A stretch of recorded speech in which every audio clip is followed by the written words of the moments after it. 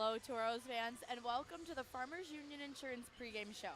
I'm Olivia Tosto alongside Ken Odette, and tonight we're getting you set for the Saturday night matchup in Watford City against the Watford City Warthogs and the Minnesota Mallards. But first, let's take a look at the recap from last night. The Toros were able to pull off the win last night. First, opening the scoring for the Mallards, we had Ty Gordon on a breakaway, setting the Mallards 1-0. We'll see that. Now, Ken, thoughts on that? Yeah, just a bad break for the Toros defense pair. They got caught with a couple of young guys out on the back end, and a good player snuck behind them. Yeah. Then we had Dane Ramirez getting a goal and tying it 1-1, which obviously a much needed heading into the second. We'll have the Mallards score and yet again lead 2-1. Yeah, just a good play. Bryce Watala gives a good target for a pass.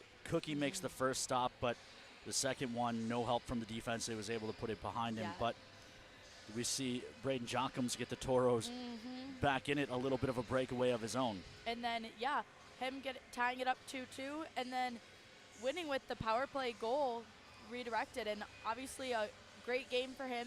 I got to talk to him after the game. Obviously he was out with a concussion for a little bit, and being back, I know he's been really excited and, wanting to contribute to the team. So definitely a much needed game for him. Yeah, and it was a good redirect on the game-winning goal, too. He did a good job. He was providing a screen, but once he saw Vorobiev drive towards the net, instead of staying there and screen, he backs up off the goalie, presents a target for Vorobiev to send him the puck, and the play worked perfectly. Yeah. Now let's turn our attention back to tonight's game with the updated Noodles numbers brought to you by Noodles & Company of Minot. Head-to-head, that was their first time that the Toros, or I should say the Warthogs and the Mallards, have met this year. Toros pulled off the win. Goals per game, Toros still sitting at 3.04. That had not changed. The Mallards at 2.83.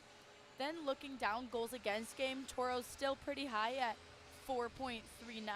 Mallards at 4.1.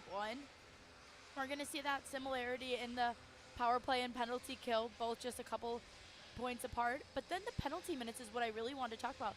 The Toros only had 6 penalty minutes last night, which, Ken, quote me if I'm wrong, I feel like that's our lowest I've ever seen, honestly. I can't think of a game with less this season for sure. Yeah, and then the Mallards had 8, so obviously raising their number to 275 penalty minutes. So definitely a good game for the Toros. I think discipline has been one of the number one things we've been working on, so continuing to see that hopefully through tonight's game and not give up any, struggle penalties. I think the one with the lights going off and Ty James, finishing that, and I don't really necessarily blame him for that one. That was definitely, like I said when I saw it down there, just finishing the play, and I think the lights going out definitely threw everyone off a little bit. So. Yeah, it reminds me of the old murder mystery movie trope, right? The lights go out, and then all of a sudden it comes back on, and it's just chaos in the building. But for sure. Yeah, overall, a good disciplined night for the Toros for sure. Yes.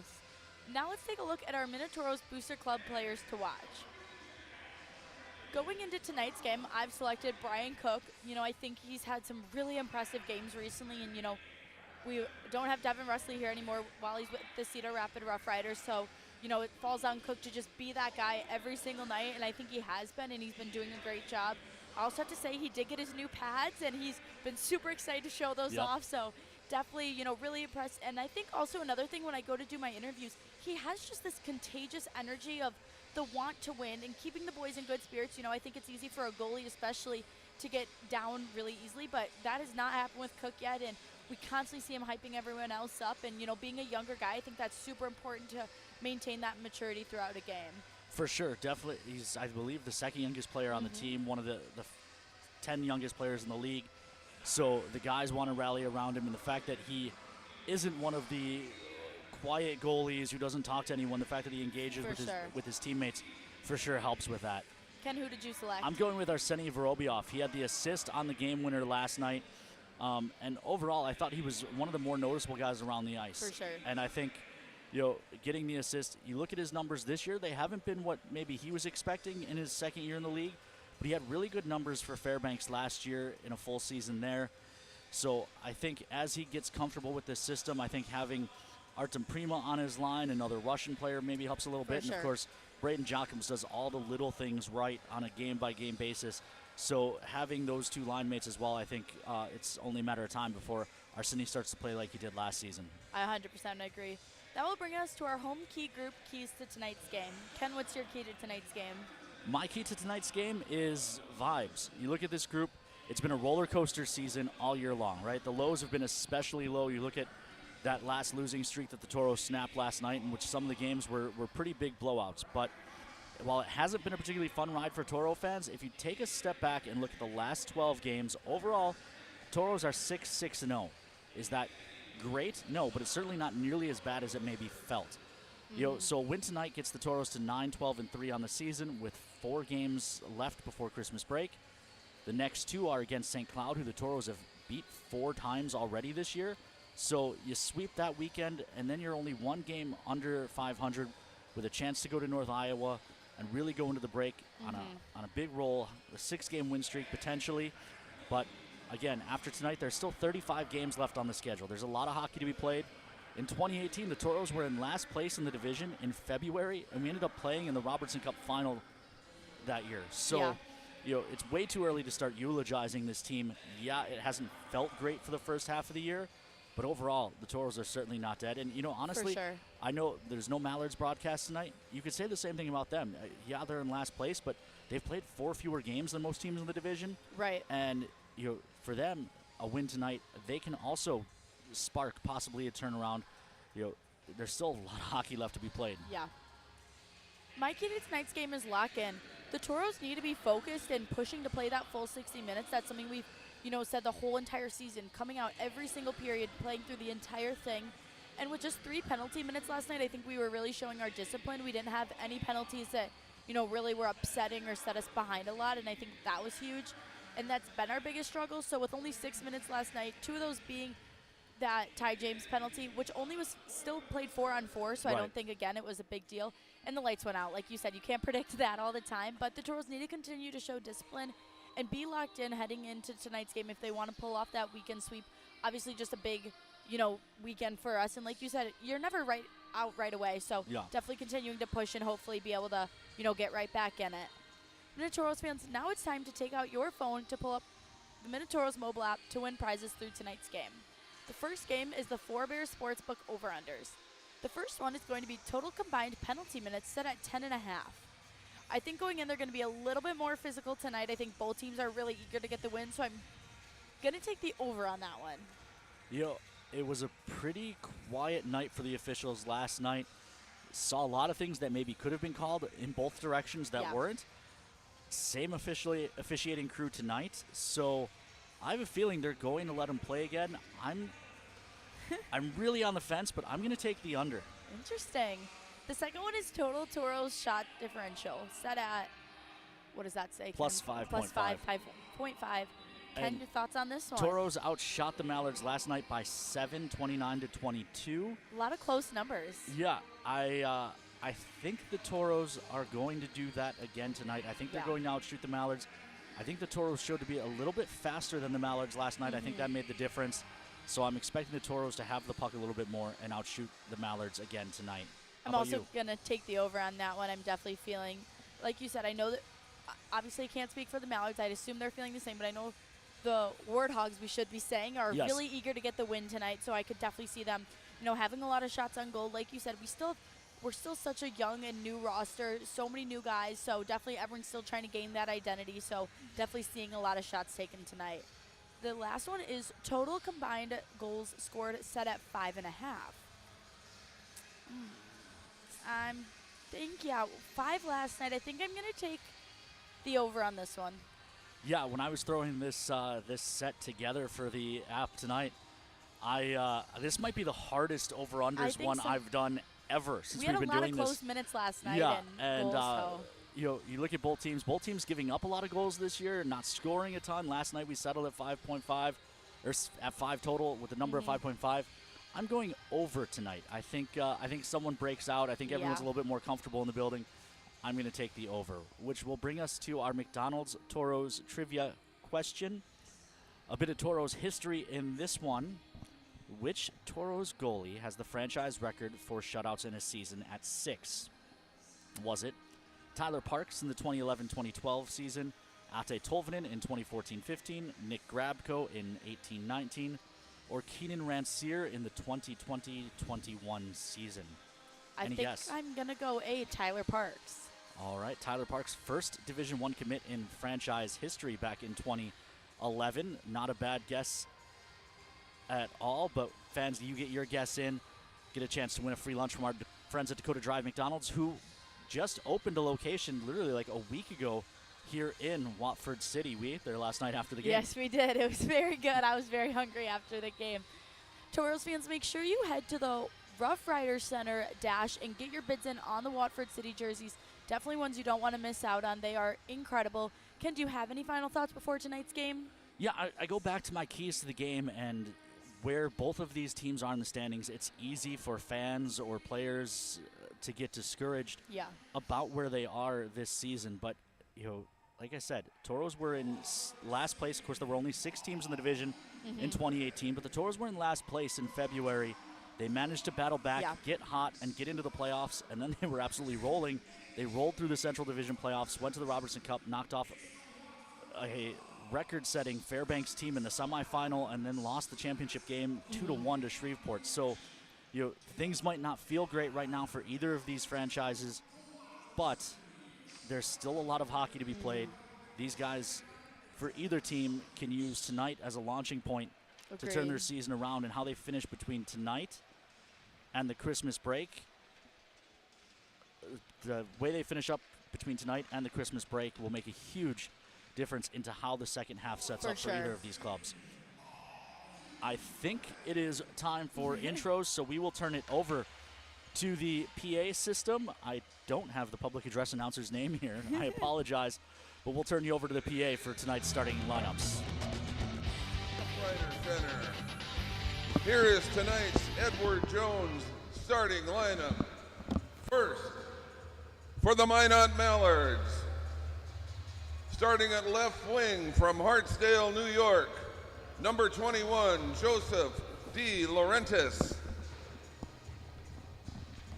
Starting at center from Sherwood Park, Alberta, number 13, Keenan Pearman. Starting at right wing from Chicago, number 24, Beckett Hinchliff.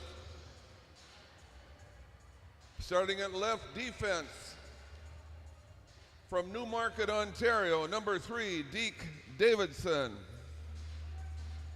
Starting at right defense from Boca Raton, Florida, number 16, Ryan George. Goaltender tonight from Victoria, Minnesota, number 30, Adam Kimbrough. Head coach is Dr. Weston McLeod. Assistant coach, Harrison Feeney. And now, ladies and gentlemen, here's the starting lineup for the Watford City Warthogs. Starting at left wing from Pittsburgh, Pennsylvania, number 19, Dane Ramirez.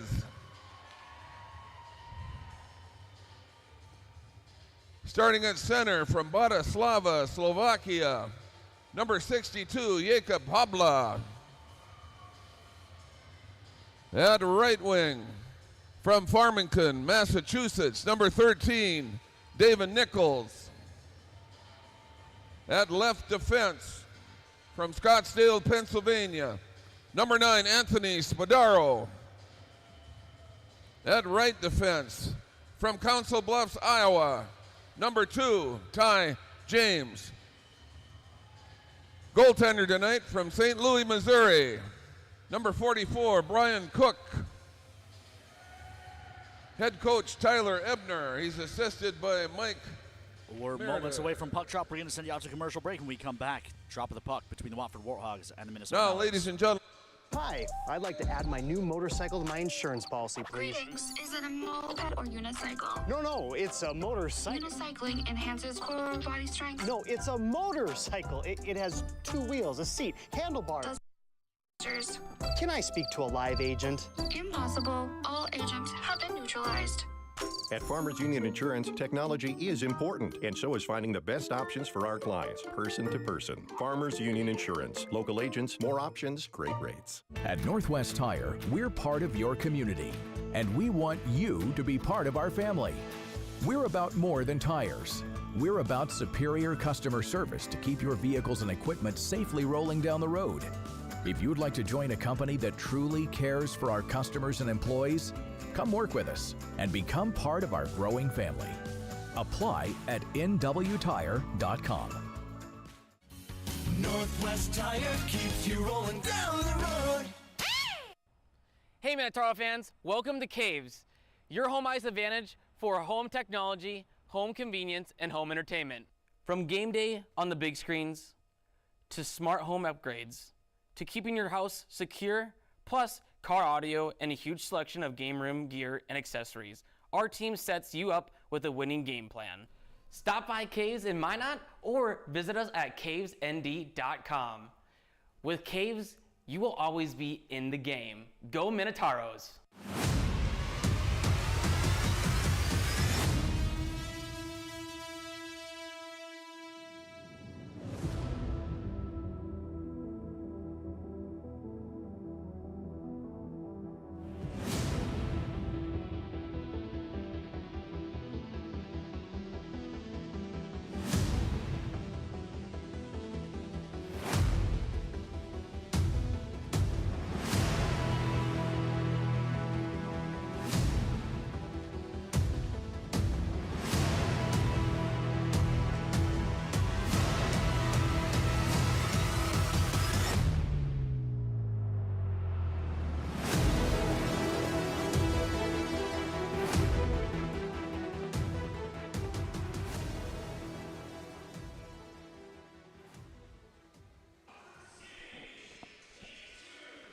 Welcome into the Rough Rider Center in Watford City, North Dakota for the Watford Warthogs, aka your Minot Minotauros, against the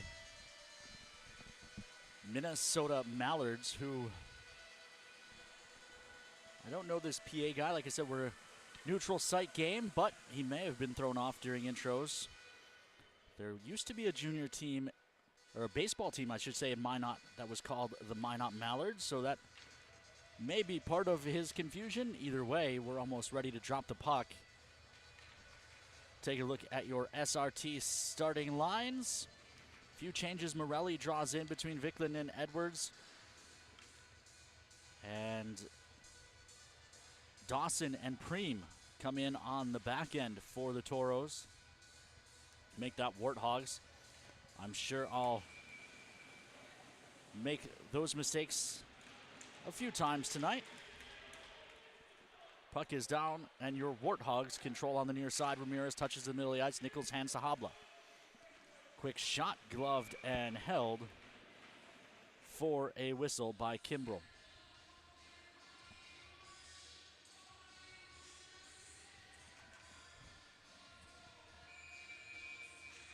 Offensive zone draw for the Warthogs. Habla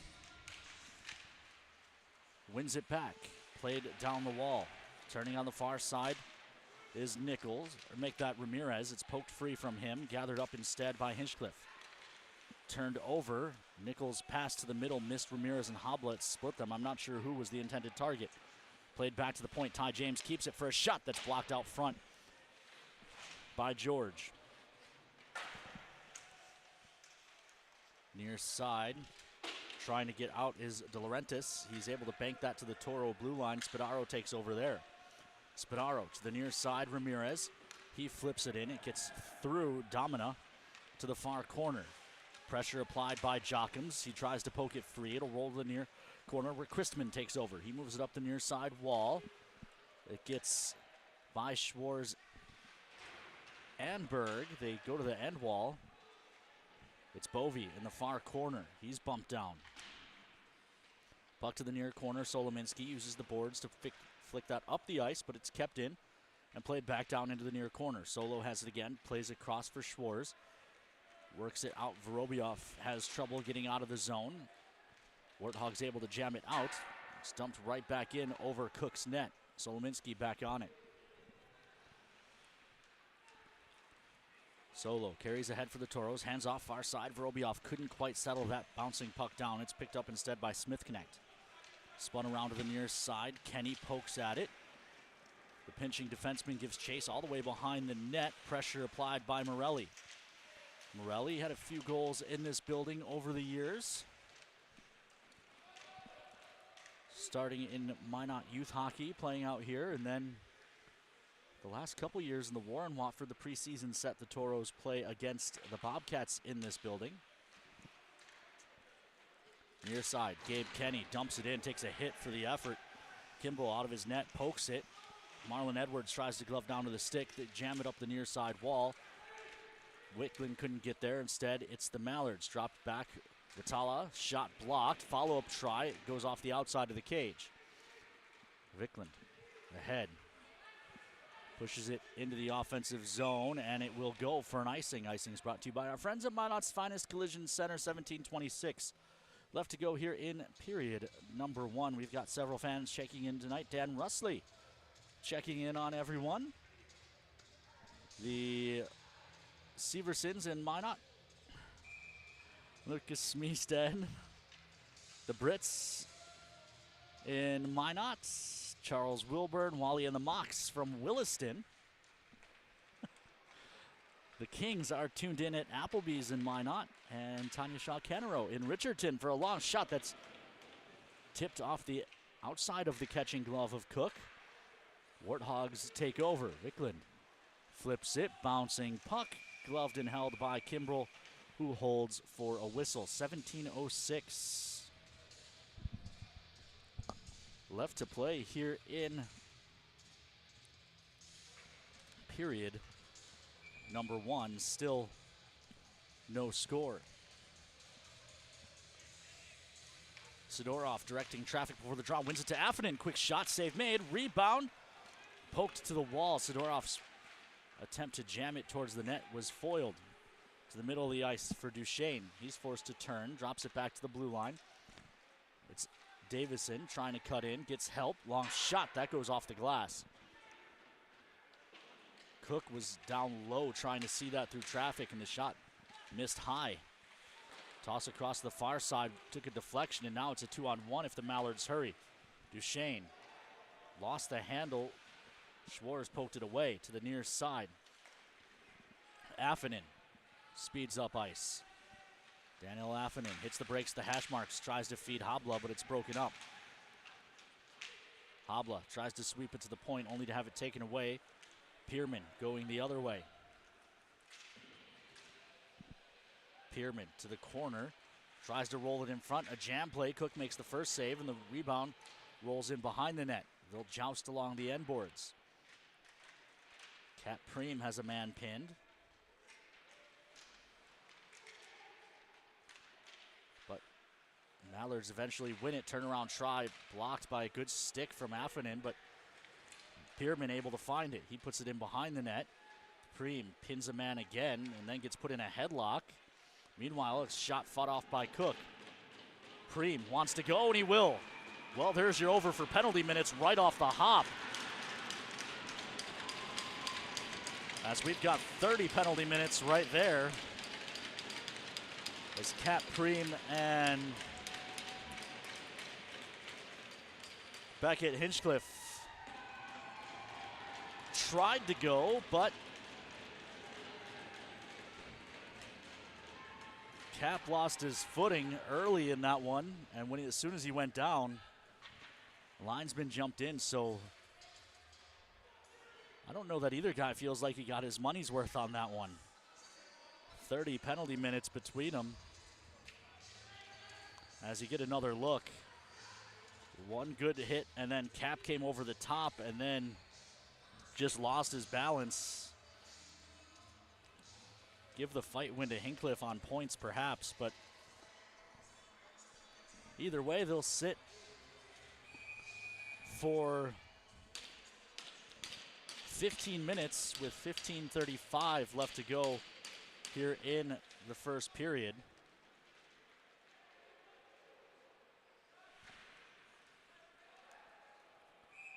That one's thrown out of play for a whistle.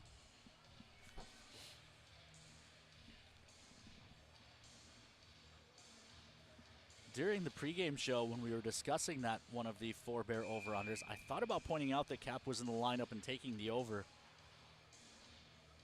because we know that's part of his game, and instead I took the under,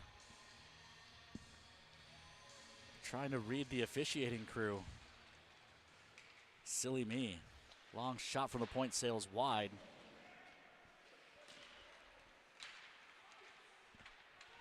Mallards still control. Fanti at the far point. Long shot, that's blocked off by traffic. It comes to the near corner. Another tackle in the corner. Ty James out with it, flips ahead. He wants Nichols, who gloves it down niftily. He's got Ramirez with him. Shot, save made. And Kimbrell able to hold on. I like the play by Nichols to shoot that. He was looking past the whole way. But what a feed by Ty James to hit Nichols in stride. Kobe Brault would say he looked like Jordan Love floating that one out there. Far side, it's Prima trying to work that back to the point. It's blocked, but it comes back to Prima, who walks off the wall, tries his shot. It's blocked up and out of play.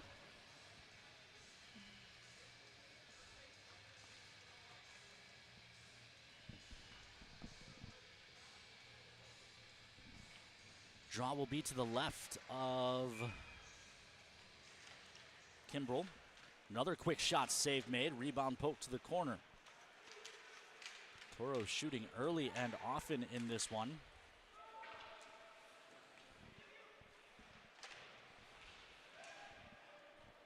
Gonna have to yell at our guys in the score box. Right now, Toros only credited with 2 shots on goal. I think that's a little low.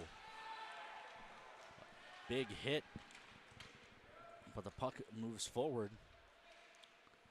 Carried by Rosenoff around behind the net. Tries to leave it there. Jockums finds it first. Jams to the near side wall. Thrown to the middle.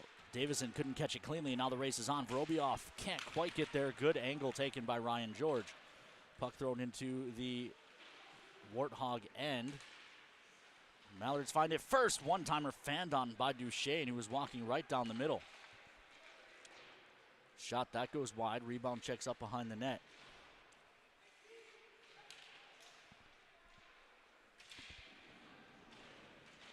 Puck to the near side, shot blocked out front.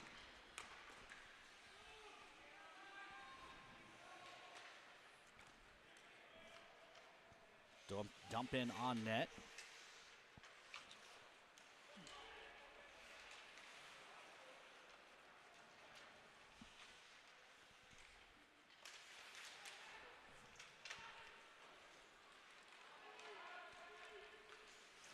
Vicklin picks that off in neutral.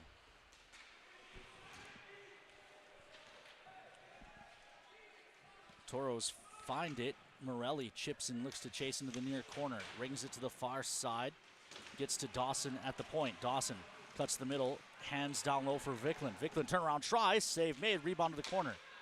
Edwards has it. Looks up top. Spadaro. Spadaro, long shot. Goes off the end wall. Vicklin finds the rebound behind the net. Throws it in front for Morelli. Morelli working behind the cage. To Dawson. Shot blocked. Rebound picked up by Duchesne. He'll just chip that out to neutral. Spadaro takes over there.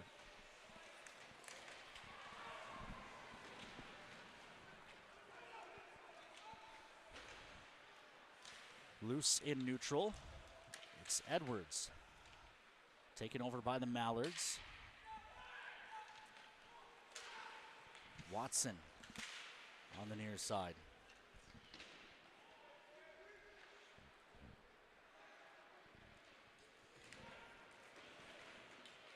In neutral, the Mallards take back over. Pierman dumps it in.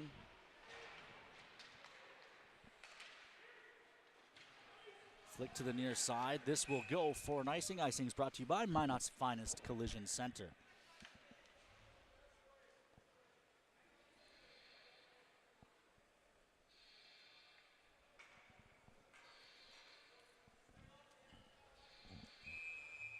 Draw will come to the left of Cook. 11:50 left to go here in a scoreless first period.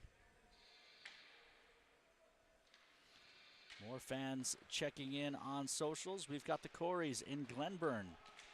They're on double duty, watching us here in Watford, and the Minot State Beavers are in Virginia taking on Liberty. This is Bovey. Far side, rings it around behind the net. Sidorov.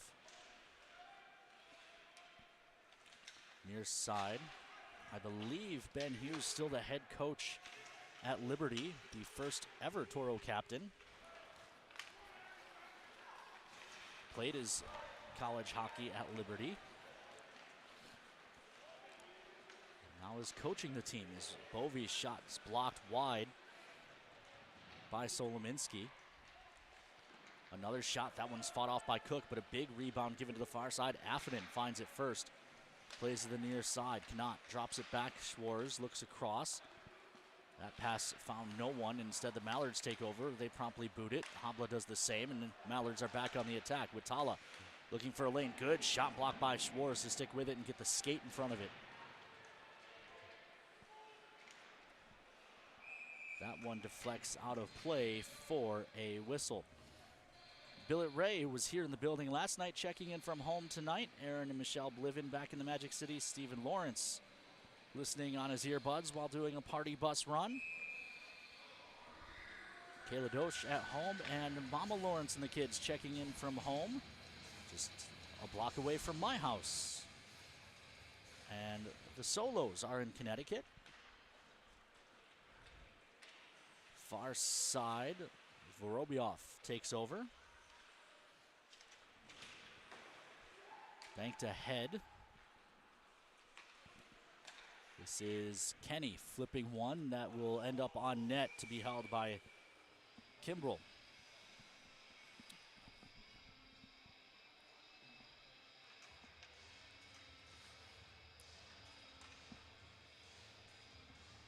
Toro fans, reminder, next Saturday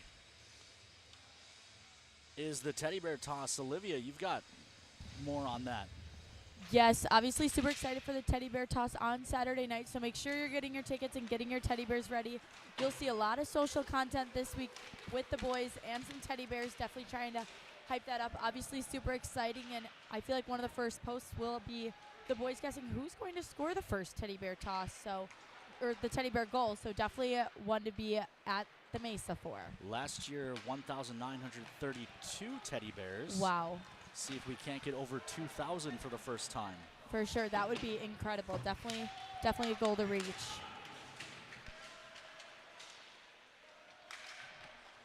This is Prima ahead for Habla, who mishandles around a sliding Duchesne.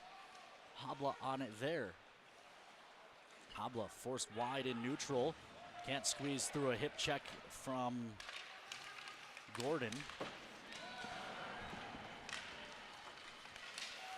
Davin Nichols with a big hit behind the play, and this is why I thought we might see the under. I forgot to account for a fight. A lot of big hits, and a lot of the arm staying down from tonight's official. Far side, Nichols finds this, but he has to take out to neutral. He'll hand to Schwarz. He fires one in that's gloved and played by Kimbrell. Ramirez up on the pressure. Far side, Vicklin trying to free it up, guides it back. Ramirez touches it in. This will roll on net. Near side, George plays up the wall. Good read by Edwards, took that away. The Toros dump it in. Davison back on it. Morelli steps into him. Near side, Morelli still working, this time against George. Far side, Solo pinches up, pokes the puck free. I don't know that I've ever seen Solo pass on a hit, but it was a good play to free that puck up. Mallards throw this the distance. It goes for an icing. Half the Mallards have changed anyway. We'll see if the officials can get the correct 5 out there. We've got the Carbos checking in from a Pee Wee tournament in Grand Forks. Michael, Rachel, and Toby Knight watching from home in Minot. The Okasons are in the Magic City. The Bowers are in Stanley. The Schwartzes are in Chicago, and the Nelsons are from Minot. Long shot by Dawson off the crossbar and then the glass. Didn't miss by much for Dawson. Far side poked free. Sidorov, the puck pinballs. Eventually settled down. Sidorov dumps it back in. Kimbrell out of his net. Far side poked down the ice. This will go for an icing again. And again, the Mallards have changed just about everyone.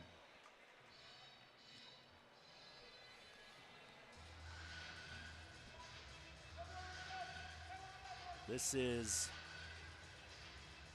going to be an offensive zone draw for the Warthogs.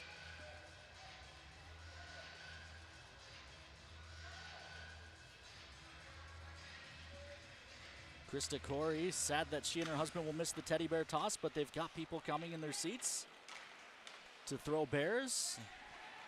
But yeah, if you can't make it, you've got tickets, make sure you get them to someone to bring some bears. This is Primo with a shot that's fought off by Kimbrell. Ty James keeps it at the point, looking for a lane, and so come to the near side. Spadaro's shot, save made, and the rebound covered by Kimbrell.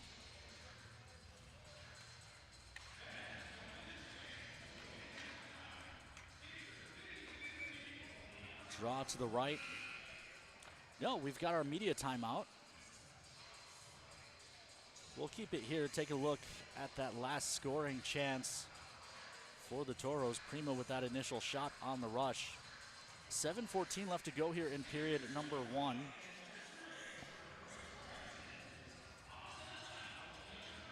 Let's take a look at the updated Central Division standings.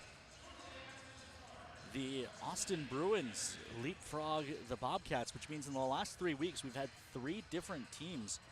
Maybe even the last 2 weeks, we've had 3 different teams in first place. Aberdeen, Bismarck, and the Bruins all taking turns. Then in the 4th and final playoff spot are the Shamrocks, the Bulls in 5th. Tied for 6th are the Toros and Norsemen, and then the Mallards currently in 8th. Olivia, you've got something for us.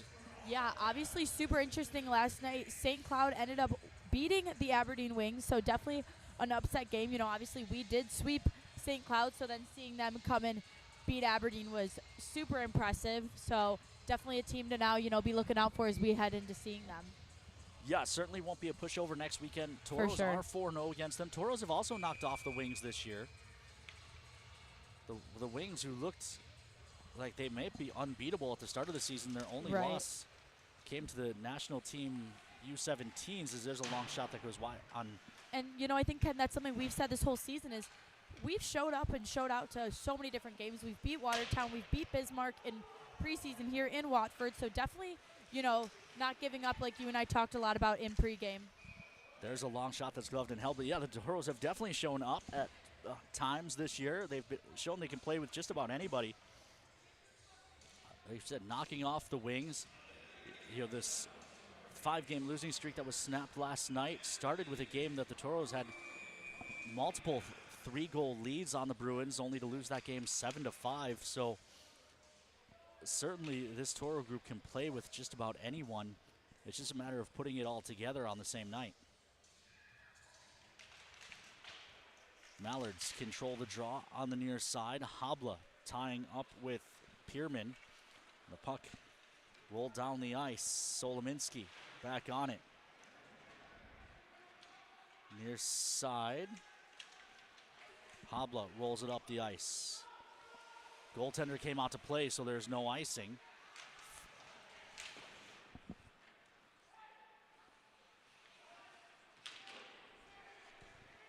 Far side, Mallards control. It's Fanti rolling it deep into the Toro zone. The defenseman chases after it. Toros get there first, however, and look to break. Turned over right in front. Duchesne able to slide it through after an absolutely brutal turnover for the Warthogs.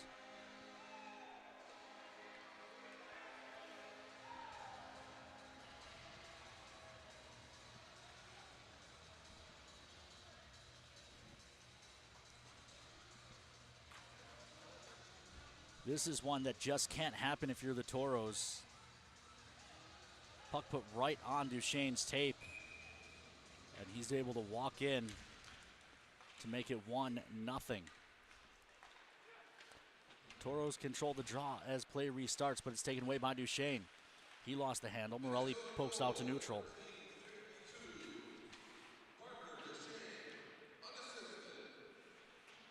Up the far wall, Vickland flicks ahead. Morelli frees it up for Edwards. Edwards gains the line on the near side. Forced to turn. He'll play to the middle of the ice. It's broken up, and going the other way now is Gordon. Gordon trying to cut to the middle. Good defense by Dawson, who ends up with the puck. Edwards pushing play ahead on the far side. Hits the brakes, spins it across to no one. Puck out to neutral. Morelli pressuring. Puck controlled by Smith Connect. Ahead. Bovey dumps it in. Ty James back on it. But it's poked free. Sidorov helps him out. Mallards take it back. It's Bovey leaving at the point. Smith Connect chips it down into the corner. Back up to the far point. Long shot gloved and held by Cook. Andrew Jordan checking in from back in the Magic City.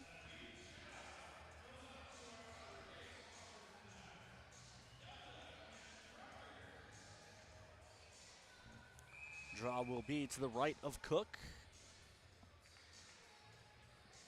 Shots 9-5 in favor of the Warthogs, but it's the Mallards who lead 1-0. Parker Duchesne, his second of the season.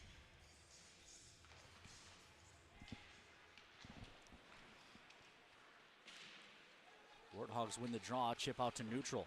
Jockums pokes that free, looks to drive the net, good stick.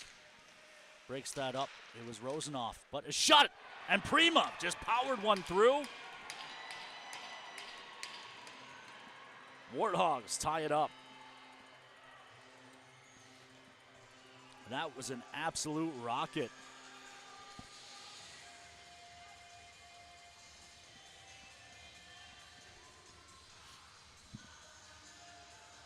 Jockums with a good play on the zone entry. Has it poked away, then finds it. Head up, he finds Prima, who just powers that right through. Uses the defender as a screen. The goaltender peeks to the right side of the defender, and Prima shot it between the legs of both players. A good, strong shot, and this game is even at 1. Far side, quick shot blocked by Habla. Fanti keeps the rebound at the blue line. Fanti looking for a lane, thinks he has one, but Cookie says no you do not, as he gloves that and holds on. 4:17 left to play here in period 1.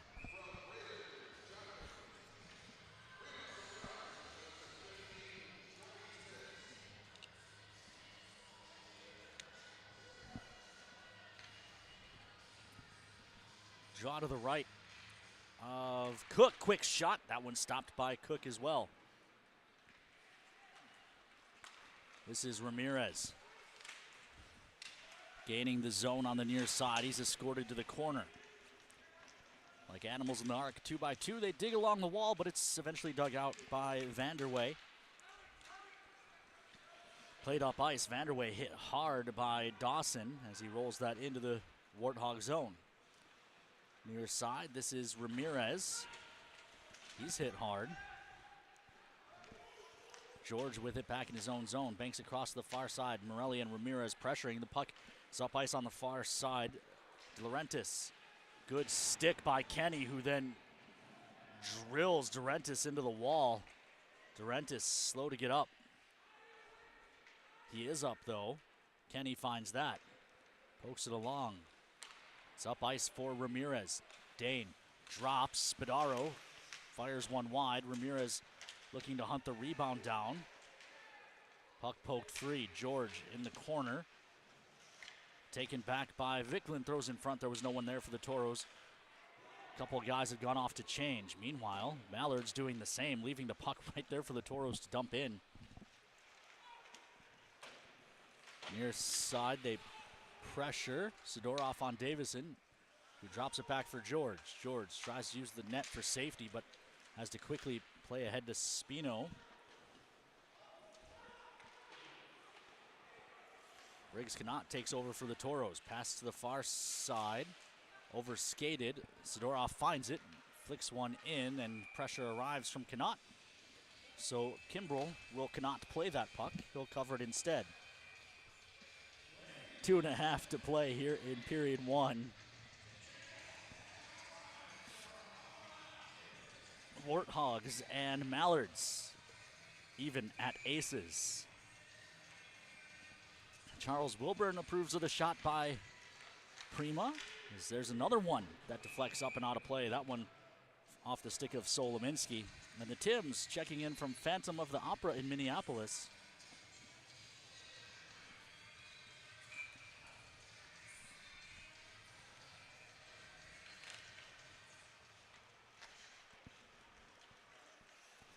I don't know that I've ever threatened to sing on the air.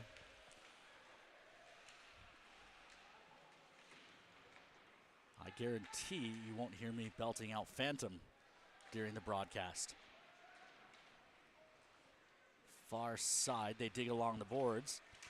Prima couldn't gather and go, and it's poked free behind the defense. Gordon, shot save made by Cookie. Another one kicked away by Cook. He's entered monster mode, but this puck poked out to neutral. Prima down the wall for Vorobiev. He feeds Jockums. Jockums shot in and out of the glove. Rebound picked up by Gordon. Flicked out to neutral.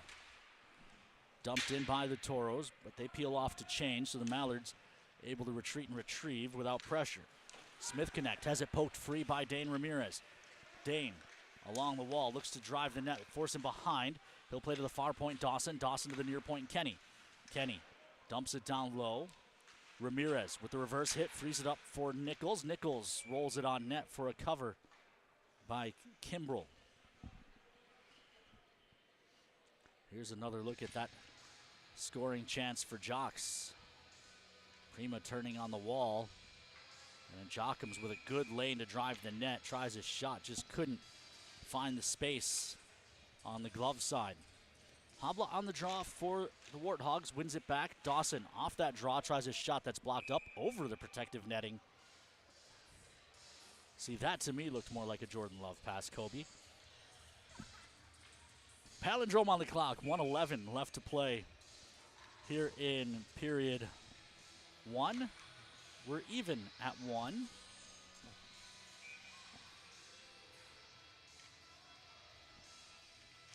Ramirez wins that draw back after Habla was tossed. Dawson with a shot through traffic goes wide. Habla on the rebound near side. Guides it back to the point. There's another shot sails wide. That one was off the stick of Kenny. Nichols pressures, but the puck is up ice. Bovey gains the line, rolls it deep. And make that Berg, who then fed Bovey down low. Out front for a one-timer that's shanked wide by Vanderway. Toros try to throw it up the boards, but it was blocked off, only to be whistled a hand pass, which will bring the draw out to neutral.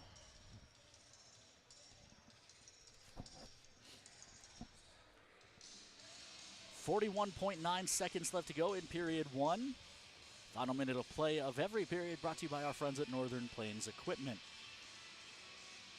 Mackley Morelli on the draw for the Toros. He'll go nose-to-nose with Pierman, who wins this one back. It'll roll all the way on net, and as Jockums arrives, Kimbrell decides to play.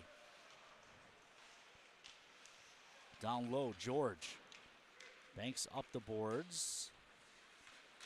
Players come together and fall down. This one dumped into the zone, touched back for George. George tries a shot, that misses high. Davison plays down the wall. It comes back to Jockums. Jocks across for Morelli. That was out of his reach. And the puck pops up and out of play with 8.5 seconds left to go in the period. Livia, not sure if you can hear me, but perhaps during the intermission. You can catch up with Mike. It looks like a bit of a line shuffle here. Morelli's been out there with Jochums, but now Jochum stays on with Prima and Vorobioff. That's the usual line.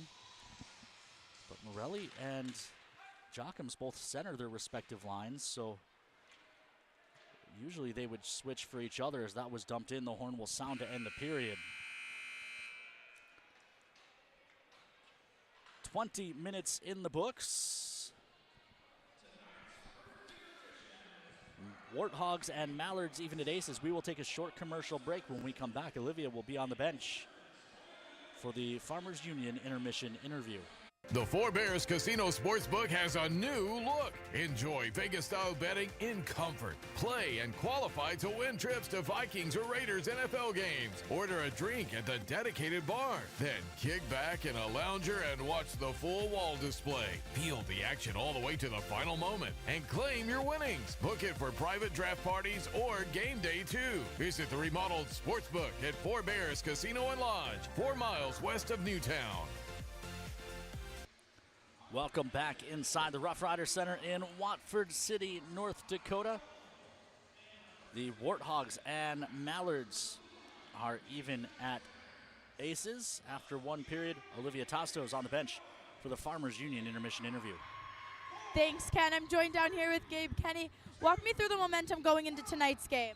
It's pretty good getting a win there, and then feels pretty awesome when we got Cap going, their captain there right in the first 5 minutes. That definitely fires the boys up. That's stuff that we love to see. And then, our ability to regain it after they scored is huge. We get out there, we get Prima to get us a big goal, and now we're rolling into the second, which is what we need to do. Now the Teddy Bear Toss is coming up next weekend. What do you want to tell fans about coming out? Well, it's going to be a magical night. I mean, how do you not get fired up for helping a cause like that? You know, it goes to those kids, and it's a lot of fun. You get to celebrate some Toros goals and have a great night out. Thanks, Kenny. Back to you, Ken. Thank you, Olivia and Gabe Kenny. And yeah, I don't know what you could add. He's got a future as a pitchman. Maybe Gabe Kenny can be doing some QVC-style infomercials later for us to get fans pumped up for the upcoming games. Because what more can you say? They do go to good causes. In fact, some of those causes, Minot Domestic Violence Crisis Center, Minot PD, Ward County Sheriff, McKenzie County Sheriff, several other causes, Trinity, Path ND, the foster services in the Minot area. A lot of good causes get the Teddy Bears. We've had to keep adding causes as Toro fans keep adding more and more bears. I actually, because I'm a psychopath, I have every Teddy Bear goal tracked, as well as how many bears started, or how many bears came over the glass each night. You go back to 2012 when Morelli scored the Teddy Bear goal. That Mason Morelli, Mackley's older brother, scored the Teddy Bear goal 15 seconds into the game in a Toros 5-1 win over Bismarck. Only 156 bears. Of course, some of that had to do with the fact that it came 15 seconds into the game and a lot of fans weren't in the building yet. I think we added bears to that later in the evening as fans came in. But you go all the way back to last year, Billy Batten with the goal at 15:23 of the first of what would be a hat trick. And the Toros had 1,932 Teddy Bears in year 14 of the organization, year 13 of the Teddy Bear Toss. So it just continues to grow, and we continue to add causes. If you have a cause in the Minot area and could use bears and you're not already getting them, please reach out to the Toros office, 701-852-0101. Give us a call this week or email us, contact@gotoros.com. That's contact at GOTAUROS. We'd be happy to share the wealth. We have so many teddy bears thanks to our awesome fans. Like I said, 1,932 bears last year. We want to give every one of those bears a home and hopefully bring over 2,000 smiles to kids in need thanks to our fans. But we will send it out to break. When we come back, Olivia will take you through the Four Bears Casino Lodge intermission report after these messages. We often think of frontiers as pages in a history book, a time gone by. But even in this modern world, there are new frontiers to conquer. Whether you're tending the land to grow a better tomorrow or growing a business for new opportunities, the work you do powers the world. Exploring the frontier means stepping forward, shaping the future for yourself and for those around you. First International Bank and Trust, helping you live first, one step at a time. Since 2003, the architects and engineers at Ackerman Esvold have been enhancing everyday life. From response times to commute times, we've helped create critical infrastructure, enhancing highway safety, flood protection, and public education. And we're no stranger to enhancing fun, family outings, and even game time. Ackerman Esvold, working to enhance your everyday life. Circle Sanitation is a locally owned family business providing quality waste hauling services since 1980. We provide service to residential and commercial customers, as well as roll-off service for large projects and construction sites. We are dedicated to providing excellent service at competitive prices without deceptive contracts or hidden fees. For more on what Circle Sanitation can do for you, call us or visit circlesanitation.com. The Four Bears Casino Sportsbook has a new look. Enjoy Vegas-style betting in comfort. Play and qualify to win trips to Vikings or Raiders NFL games. Order a drink at the dedicated bar. Then kick back in a lounger and watch the full wall display. Feel the action all the way to the final moment and claim your winnings. Book it for private draft parties or game day too. Visit the remodeled Sportsbook at Four Bears Casino and Lodge, 4 miles west of Newtown. Is someone in your life using opioids? Know the signs of an overdose: limp body, slow breathing, or vomiting. Step 1 is to call 911 and give them naloxone. It will reverse an overdose, so it can be used even if you're unsure whether they're overdosing or not. Request a free 2-dose naloxone kit now at hhs.nd.gov/opioids. A state-of-the-art hospital and medical office building built with you in mind. The new healthcare campus and medical district, now open in Minot. Trinity Health, making more possible.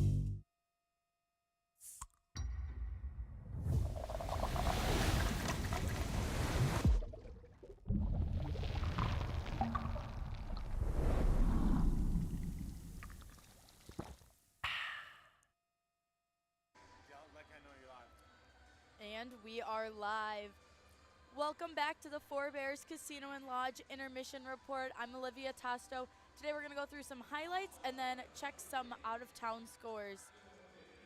First, to roll those highlights, in the first period we had the Mallards opening the scoring with 6:12 left on the clock. That was an unassisted goal. We'll see that here. But then, obviously, the Toros quick to respond. You know, I think that's been our biggest thing, as Gabe Kenny said, and that was our biggest goal going into tonight, is response time. We'll have Artem Prima assisted by Braden Jockums scoring that goal.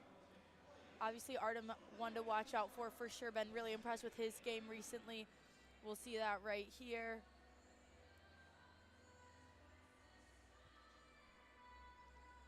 Some penalties, the only actually 2 penalties that were called were on Cap Priam and the Mallards captain for fighting. But like Gabe Kenny said, just 38 seconds into the game, gets the guys hyped up, gets the momentum going, so definitely one to look out for. To just touch on some of the out-of-town scores for tonight, Danbury beat New Hampshire 8-0. We had Corpus and Odessa playing. Corpus is currently winning 1-0 at the end of the second. Elmira and Maryland back at it again. Maryland is winning 3-0 at the end of the second as well. Kenai playing Springfield Junior Blues. Springfield is winning 2-1.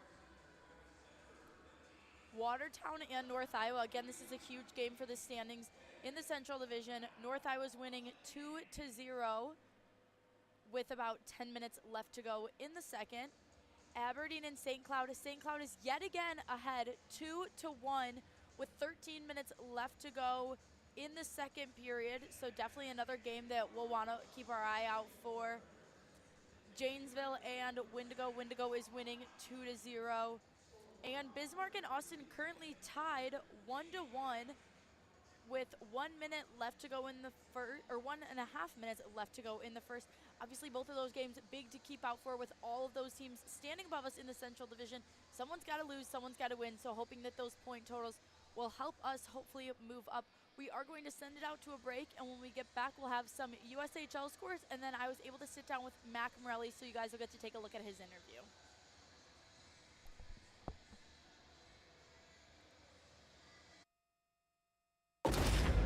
If RPMs raise your BPMs, if the open road is an open invitation, then get up and go.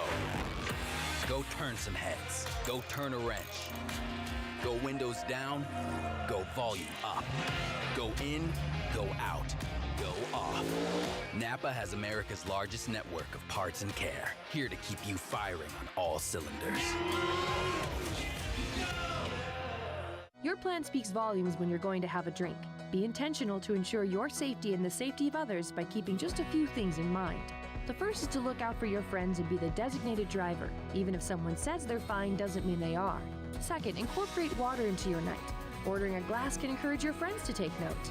Third, be the person your friends trust and say no to the next round. And fourth, lend a hand when your friends have reached their limit. Your plan speaks volumes. Know your drink. Know your limit. We had a member that came into the credit union who doesn't historically come in. She went up to the teller line and said she wanted $25,000 in cash. The teller kind of questioned her about it, and she said, "I'm buying a car," but she was kind of fidgety. And is that when she went to you first? She had to make a phone call to see who it was payable to, and that was which is way weird. I mean, that's a huge red flag. And that's kind of when I came up there and I just said, "Are you comfortable coming to my office if we just sit down and talk about this?" And that's where you took the phone and talked to the person on the other line, right? Then to hit the button on the phone and disconnect them, for her to say, "Thank you." I'd rather ask the uncomfortable questions than hear that I just assisted someone losing $25,000. Perfect. That's when you know you did a good job that day. And we are back with the Four Bears Casino and Lodge intermission report to touch on some of the USHL scores for you. In a shootout currently is Youngstown and NTDP, although it says Youngstown won that 1-0, so we'll see about that once it gets uploaded. Muskegon and Fargo, Muskegon pulled off the win 5-3. However, Brady Zuchek got his first assist with Fargo, so obviously super excited to be cheering him on. And then let's look at some other ones. 1 second. We have Chicago Steel playing Green Bay, tied at 3-3 going into the third. Omaha Lancers playing the Buccaneers. Buccaneers are winning 2-1 at the end of the second. Waterloo and Sioux City. Sioux City is currently winning 4-3 with about 13 minutes left in the second. Then we have Sioux Falls currently winning against Madison Capitals 3-0 at the end of the first. So obviously some super exciting games there as well. Now, as I said, I got a chance to sit down with Mac Morelli, who, as Ken was just saying, his brother previously played for Minot. They also are Minot locals, so definitely super exciting. So go ahead and take a look at that interview, and we'll be back for Puck Drop.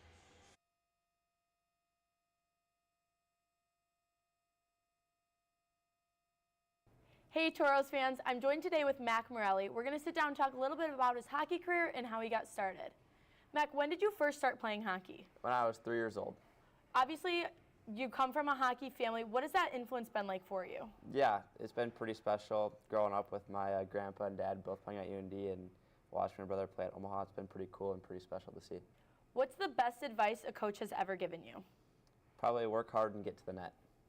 Mac, being a Minot local, what does it mean now to wear the Minotauros jersey? Yeah, it's been pretty cool growing up, coming to the games as a little kid, watching my brother like you mentioned earlier.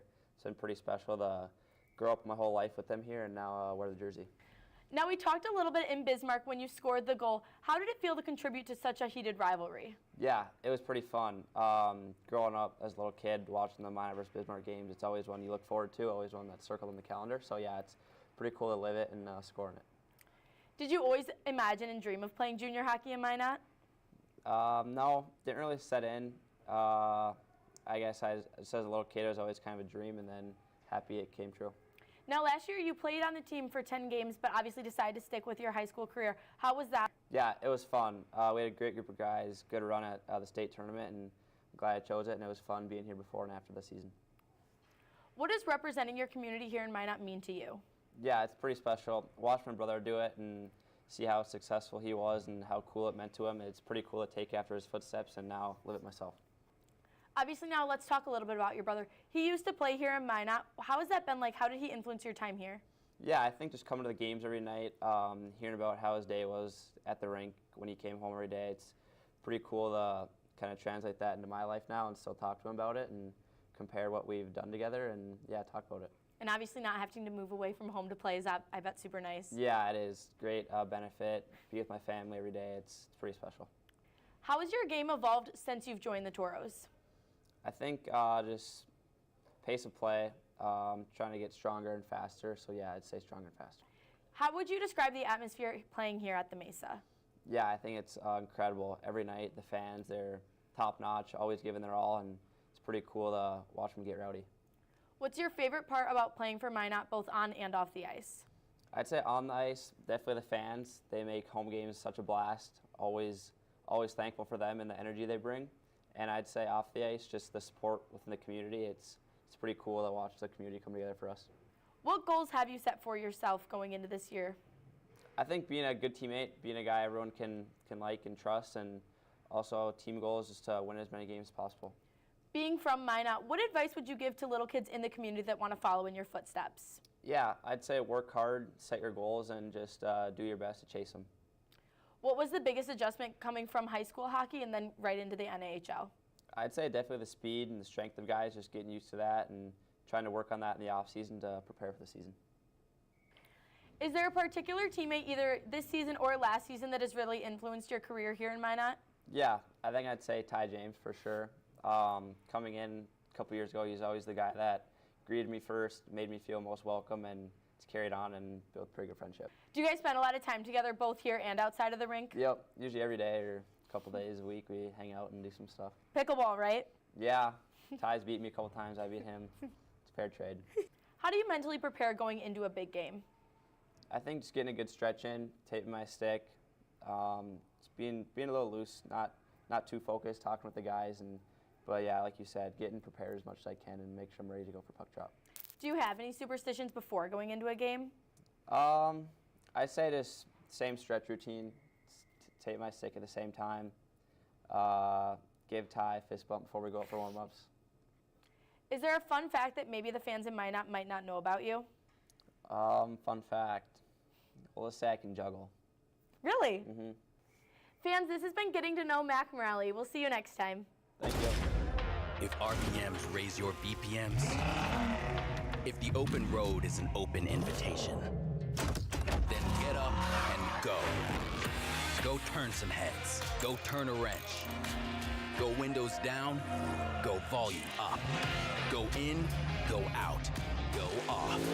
Napa has America's largest network of parts and care, here to keep you firing on all cylinders. Your plan speaks volumes when you're going to have a drink. Be intentional to ensure your safety and the safety of others by keeping just a few things in mind. The first is to look out for your friends and be the designated driver. Even if someone says they're fine doesn't mean they are. Second, incorporate water into your night. Ordering a glass can encourage your friends to take note. Third, be the person your friends trust and say no to the next round. And fourth, lend a hand when your friends have reached their limit. Your plan speaks volumes. Know your drink. Know your limit. When you carry blue, you get a devoted team backing you up, focused on you and your well-being, making it easier and affordable for you to make health a priority. When you carry blue, you get a health plan that anticipates your challenges, that's helping shape the future of healthcare, with more helpful tools and resources so you can get the most out of your benefits and focus more on living your best life. Find your plan today. Blue Cross Blue Shield of North Dakota. Carry blue. Carry on. Welcome back inside the Rough Riders Center in Watford City. North Dakota Game 2 of the Watford Series between the rebranded Minot Minotauros as the Watford Warthogs and the Minnesota Mallards. Mallards are technically the home team.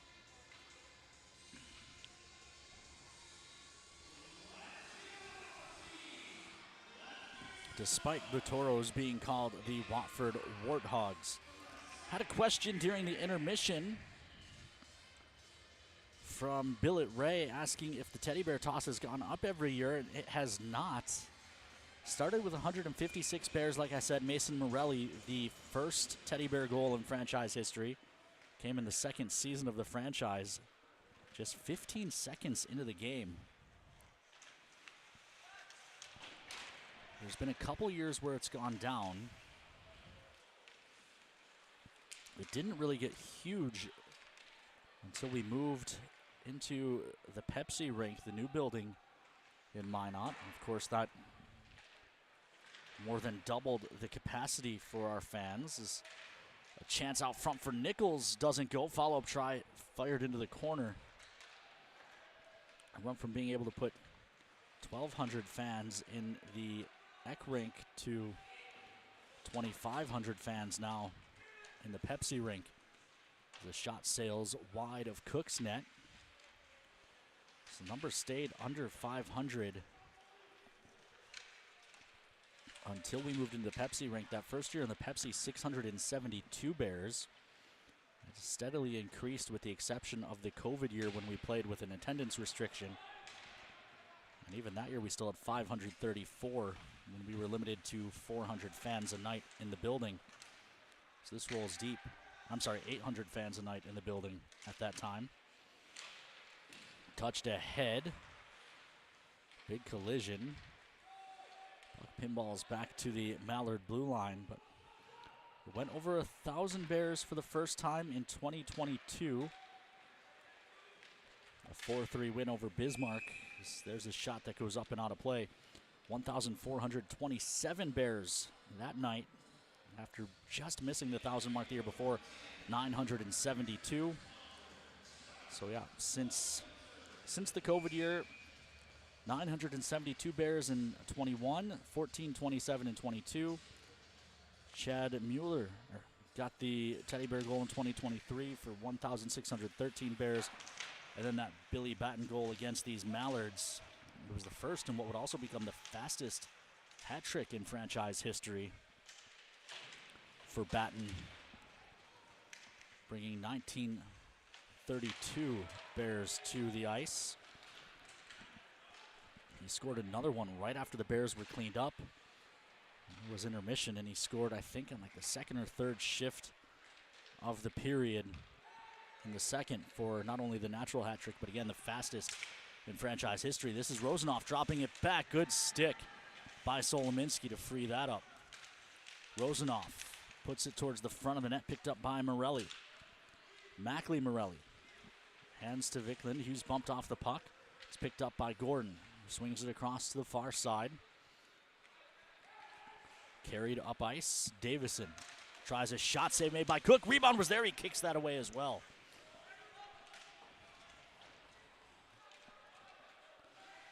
Far side. Kenny pokes at it.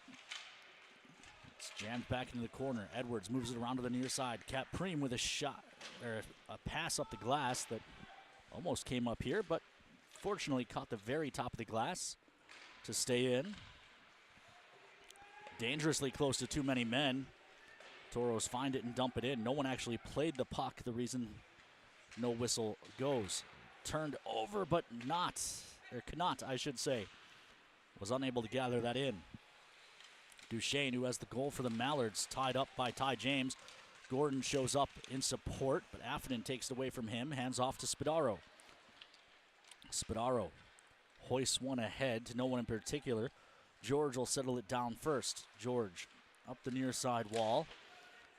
Poked away. Toros take over. Ty James gives it back to Gordon, who then gets put into the boards hard by Sidorov, and that's going to lead to some potential fisticuffs. That was not a great hit by Ivan Sidorov. Gordon still down on the ice in front of me. Now he pops up. appears to be fine. But the Toros will go to the Papa John's PK as Ivan Sidorov to hockey jail.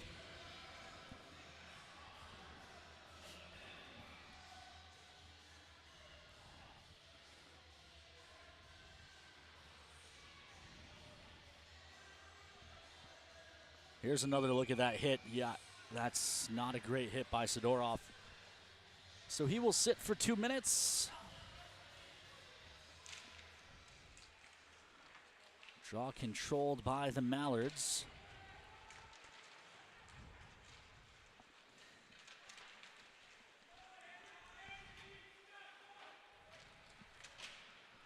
Toros take it away and clear.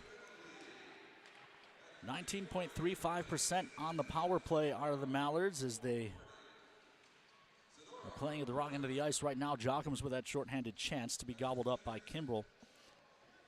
Warthogs on the kill, 72.16%. My goodness, Billet Ray bringing over 130 bears himself.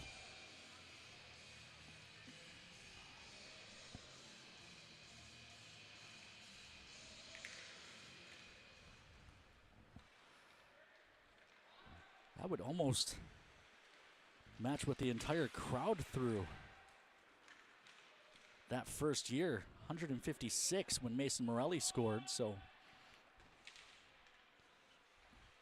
Billet Ray outdoing almost all of the Toro fans from 2011.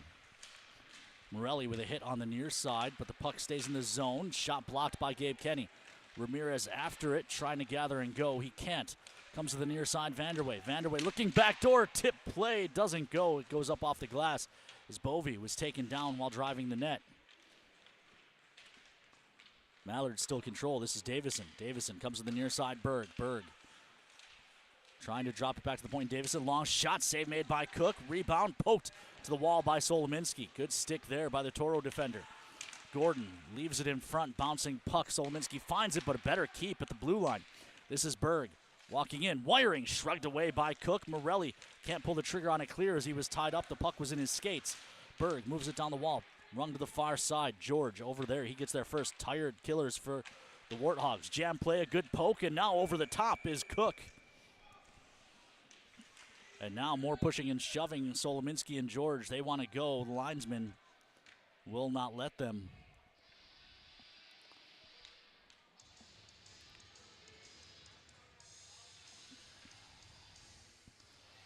Here's another look at some of those saves by the Cookie Monster.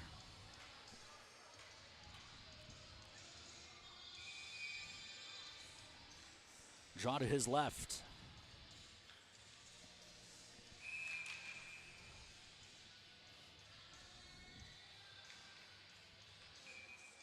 Watala will be tossed, so Pierman steps in. Dane Stig checking in, as is the Koutwitz clan. Toros get the clear off the draw, still shorthanded for 11 seconds. 14:25 left to go here in period 2. A quick up finds Hinchcliffe. He and Preem come back together. Will we see round 2? Warthogs come full strength. Good stick by Spadaro, takes that away from Pierman. Hinchcliffe there in support, quick shot, that goes wide. Rebound will carry out to neutral.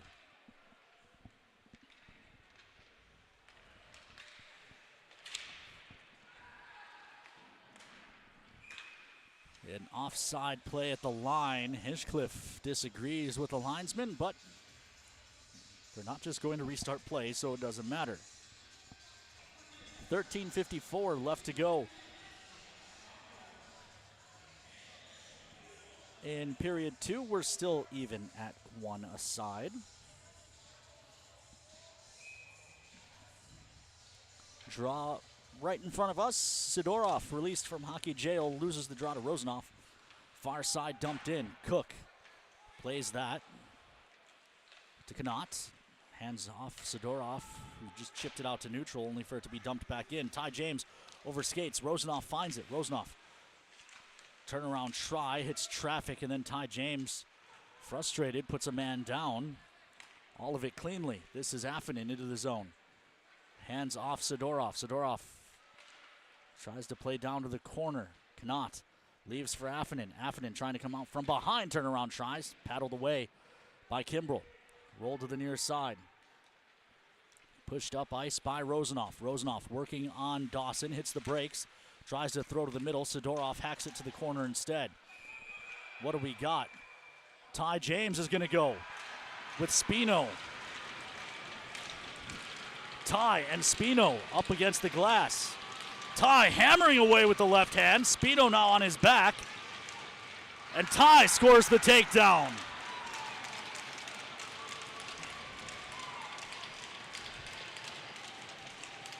Spino went crashing into Cook.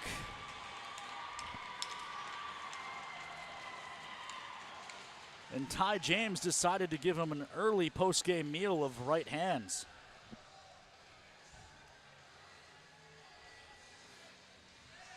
Get another look.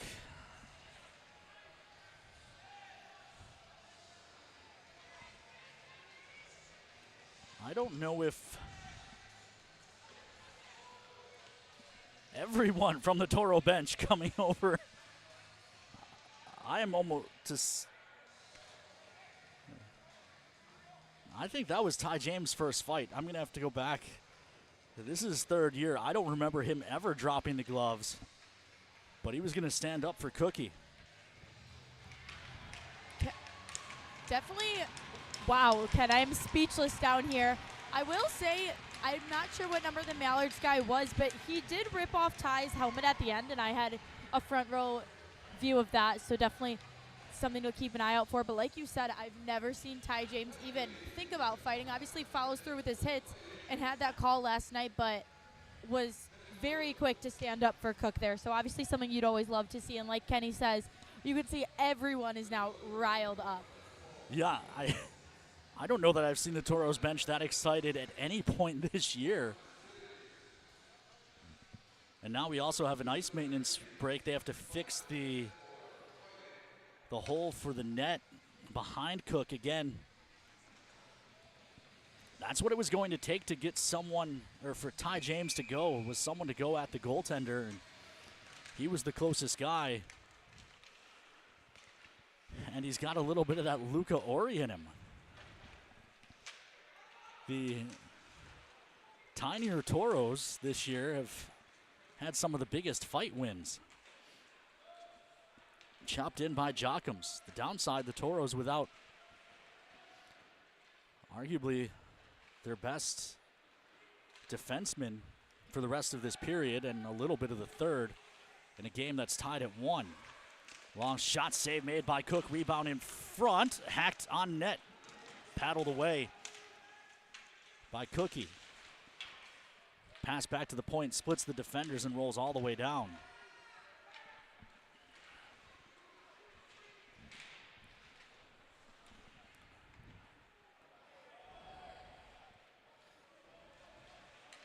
That goes all the way down the ice.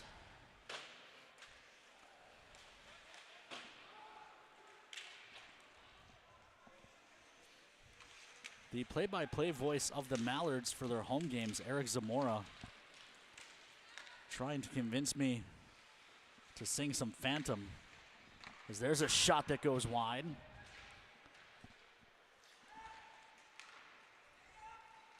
I promise you, no one wants that. This is Pierman into the zone. Poked behind the net. Habla jams it to the far side. Big hit by Preem, and the Toros are going to be shorthanded, maybe for 5 minutes. It's a check from behind.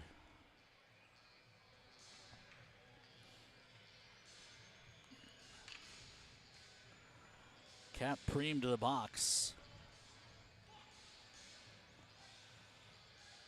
And it looks like it'll be just a 2. Toros 1 for 1 on the Papa John's PK so far this evening.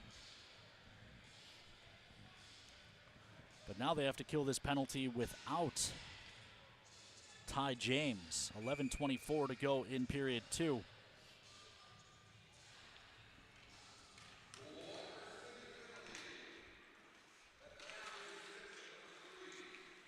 D to D, good poke by Sidorov. He's trying to scoop and score, but the Mallards do well to keep it away from him. Carly James jumping in the comments, helping me out and confirming that was in fact Ty's first go. Surprised he didn't save that one for Iowa in a couple weeks. This is Davison forced out to neutral by Jockums. Jocks pokes that pass. The Mallards able to gather. The comment section loves the Ty James fight. This is back to the point. This is Berg to the middle of the ice. Bovey couldn't hold on. Berg settles it down behind the net. Kenny trying to take it away. Can't get the clear though. Davison up at the blue line, turns that over to Edwards. Marlon Edwards able to punch it all the way down.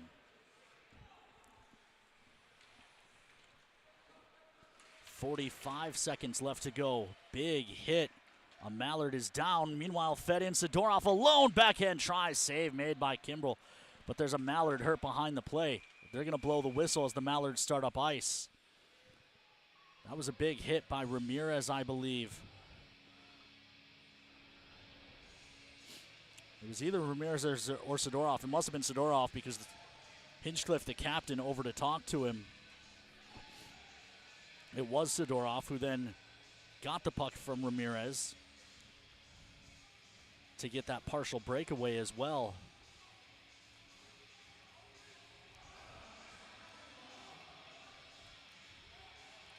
Well, fans, if you ever needed a reason not to take my gambling advice, tonight's over-unders. I set good lines, and then I get them wrong.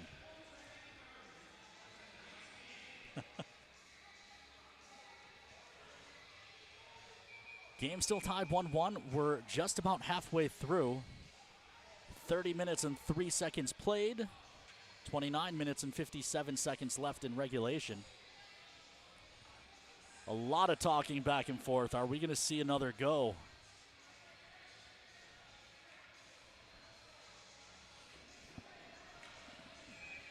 A lot of the words that were said, I can't repeat on the air. Despite Grace's pleas from the camera well. Ramirez tries to dump it in off the draw, but it's picked up instead by the Mallards. They'll start up ice. Run around to the far side. Touched back to the point. It's George, hands down the wall. Return feed to George was off the mark, and it takes the Ice Ducks out to neutral. Turned over to Morelli, but he couldn't start up ice. Dawson gets it back, fires it on net. Toros full strength, Cap Preem out of the box. Far side, good stick, tie up in neutral. Pierman got through, hands off far side with Tallis, shot blocked by Spadaro to the near corner. Mallards still have it. Played to the middle of the ice and then put into the corner, and then a cross check to the face. And now they're going to grab Spadaro, who's under 18 and required by USA Hockey rule to wear the full bubble and therefore can't fight. Jackson Smith connect to the box. He was the one who was doing the most yapping during that stoppage after the Mallard was hurt. But the Toros will go to the power play. For the first time tonight, the Toros' first Western Bank and Trust power play, 23.96% on the season. The Mallards on the kill, 73.44%. Wally Mock suggests the trip home would be a good time to practice singing. And of course, Wally, the headman of the Wally and the Mocs doo-wop group, so he knows when to sing. This is Solominski. Solo drops to the far side, right back up top for Solo. Toros playing catch in a triangle. Looks a bit like a warm-up drill. Meanwhile, they drive it to the side of the net. Jock comes back up top. Quick shot, save made. Jocks touches back to Spadaro. Spadaro to Solo. They'll play catch again. Vorobiev up top for Solominski. His shot blocked, but it'll come back to him at the near point. Solo walks to the middle. Hands off Spadaro on the far side. Back to Solominski. Comes near side. Prima. Prima, who has the Toro goal, flubs that to the middle. He wanted Vorobiev. Vorobiev escapes the headlock and wins the puck. Up top for Solominski again. Solo looking for a lane. This is Prima who mishandles, and the puck is chipped all the way down the ice. 8 minutes left to go here in period 2. We're still tied at 1. This is Prima speeding up ice. Prima gains the line, has it poked free. Sidorov hunts it down. Sidorov throws to the near corner. Jockham's up top. Prima. Prima for Sidorov. Shot, save made. Rebound behind the net. Jockham's finds it there. Kicks along the wall. Gives to Sidorov. Sidorov up top for Solominski. Solo gives to Sidorov. Sidorov hands far side. Prima for a shot that's gloved and held by Kimbrell. 7:26 left to go here in period number 2. Some amount of time left on the First Western Bank and Trust power play.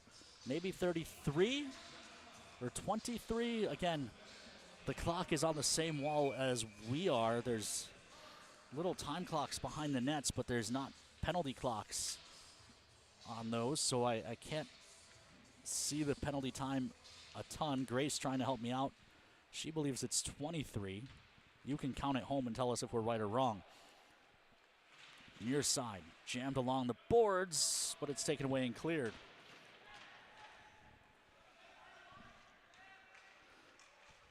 This is near side, Vikland. Dumped cross corner for the Toros. After it is Habla, but the Mallards get there first and throw it into the Toro bench just as Smith Connect is paroled from hockey jail. Media timeout. I think maybe we have another look at the fight. I'm not sure if it's ready to go. Meanwhile, Betsy Patterson checking in from Sacramento, California. Here is another look at the Ty James fight. Love the glove toss. Good form for Ty right off the hop. Takes Speedo into the wall, and then I incorrectly said he fed him right hands. Those were lefts for Ty, and then he scores the takedown as well. And then the linesmen come in.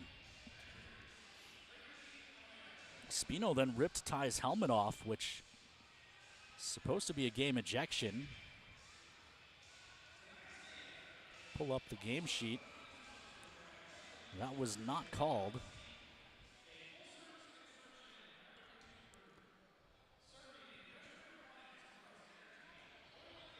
.420 seconds left in regulation.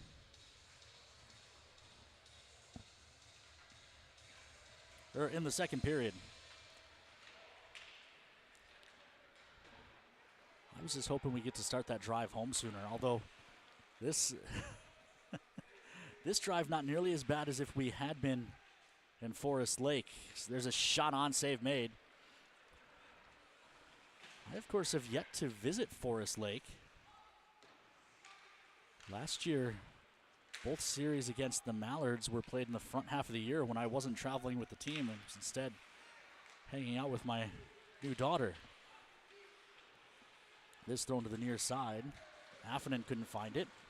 Of course, this year won't go there, as all of the games that would have been there will be played here. This is a cross quick shot soaked up by Cook, who I think that's the first save he's had to make since he was crashed into.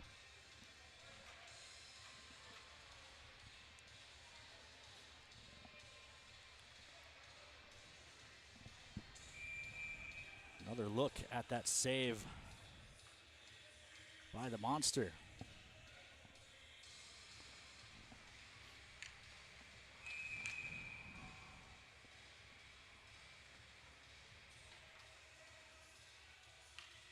Bad drop, so we'll do it again. 6:15 left to go here in period 2.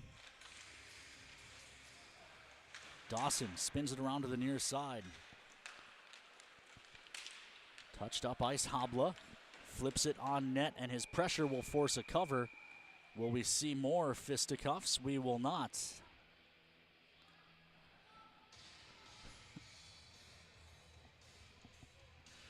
Draw will be to the left of Kimbrell. Habla to take it. He's got Nichols in the shooting hole. But the Mallards control. Throwing up the near wall. It gets by Dawson. But Kenny's there, and he promptly rips it into the Mallard bench. That had some heat on it. I don't think it was intentional. But they're going to push the draw back into the Toro zone. They'll say he was on the wrong side of the blue boundary when he put that out of play. And he was, in fact. And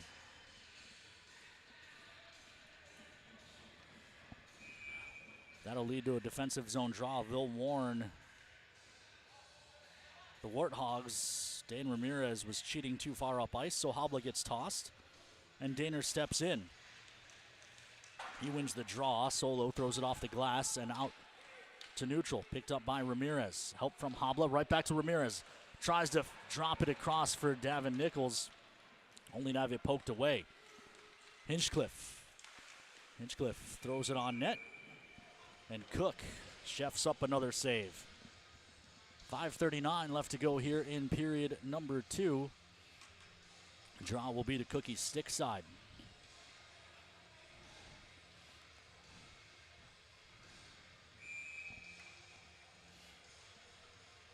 This will be Jockums on the draw against Bovey. Jocks wins it back, hammered off the glass on the near side by Preem. It comes back to him. This time he uses the boards and is not able to get it out again. Spadaro on the far side fires one up ice, tipped away from the intended target by Bovey. Still gets deep into the Mallard zone. Jockums takes that away. Jock spins on the near side. Carries around the zone, plays up top. Spadaro comes near side. Preem throws one on net. That's shuttled up and out of play with the paddle by Kimbrell.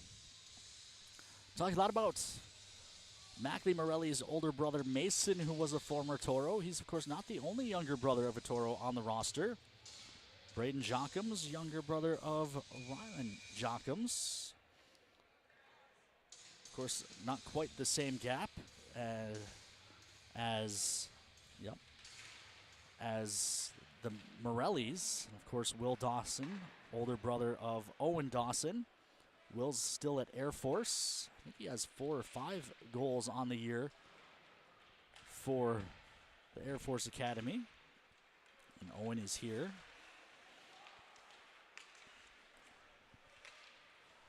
So 3 younger brothers of Toro alum in the lineup tonight for the Warthogs.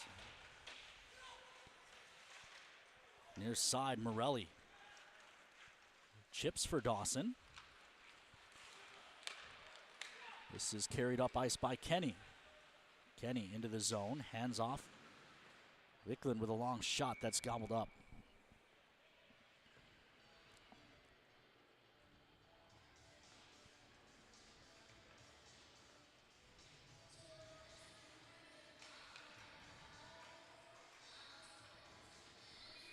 Draw will be to the left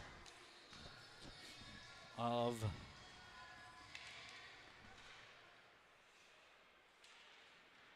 Kimbrell, controlled by the Mallards. Fanti to the far side. Beat Jockums to that puck. Now he throws across for Duchesne. Duchesne has the goal for the Mallards. This one he turns over to Schwarz. This is Prima. His shot's blocked. He gets another one and fires one in. Prima, his second of the night. And the Warthogs lead 2-1.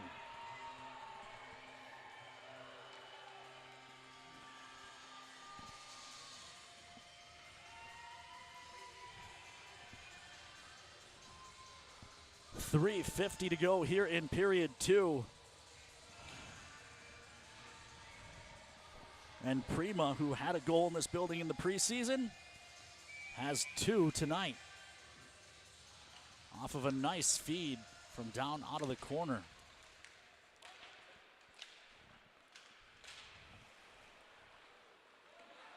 This is George controlling for the Mallards. Far side, tossed across the near side, and Watala. Watala drops it back. Davison, shot, tip! Doesn't go. I don't know how that didn't go in. The Mallards bench thinks it did. No goal review here in this building. I thought it did. I don't know if Cookie got the paddle in behind. That seemed to go through. Kobe, I hope you have another look at that as that deflects up and out of play. Meanwhile, the Dollies and Coots are checking in. Here's another look.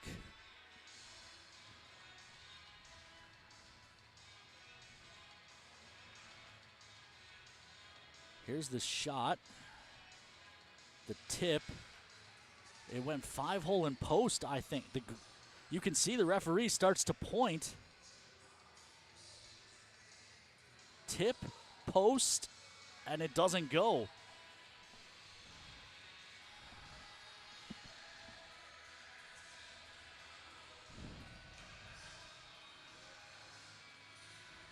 They're going to ask the guys standing behind the goal. There's no goal judges either here. So they're just going to ask the dudes standing behind the net.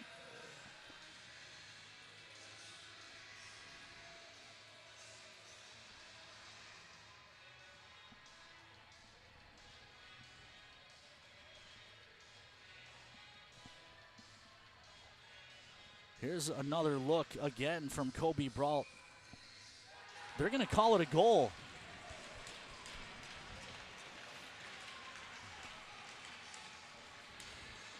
I mean, I thought it went in live too. There's the tip. You can't see where it was. The next time you see the puck, Spadaro's got it in the blue paint. It was along the ice. I thought it hit the back of the net and came out.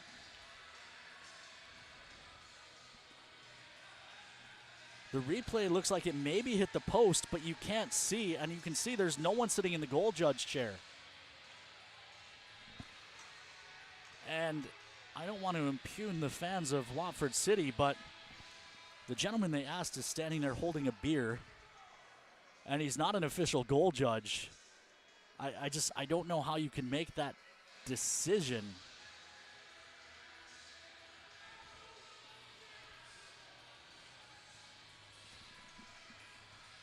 They don't have a replay. I don't know how you can make that call. The referee did start to point in the net. But I don't know how that decision gets made.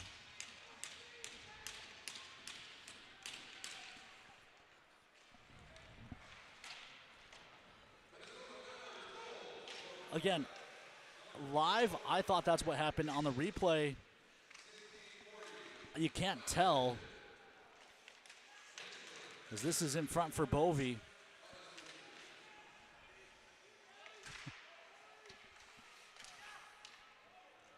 This gets sent down low. Swartz turns it over to Berg. Broken stick for Bovey, so the Mallards only have 4 hockey sticks out on the ice right now. And the Toros get the clear. I do think it went in, to be honest with you. I thought it went in live, and looking at the angle the puck was taking, you can see it go 5-hole on Cookie. I think it went behind him, hit the back padding, and popped out. Just quickly. But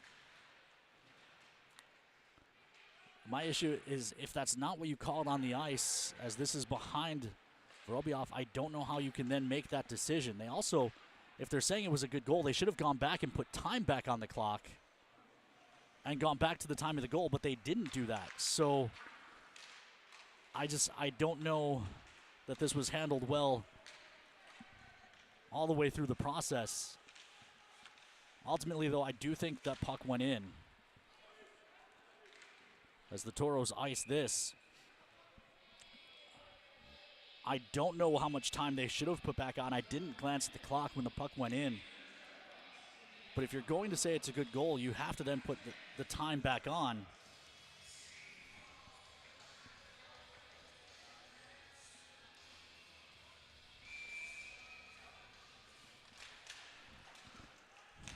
This one hammered around to the far side. Prima can't get the clear.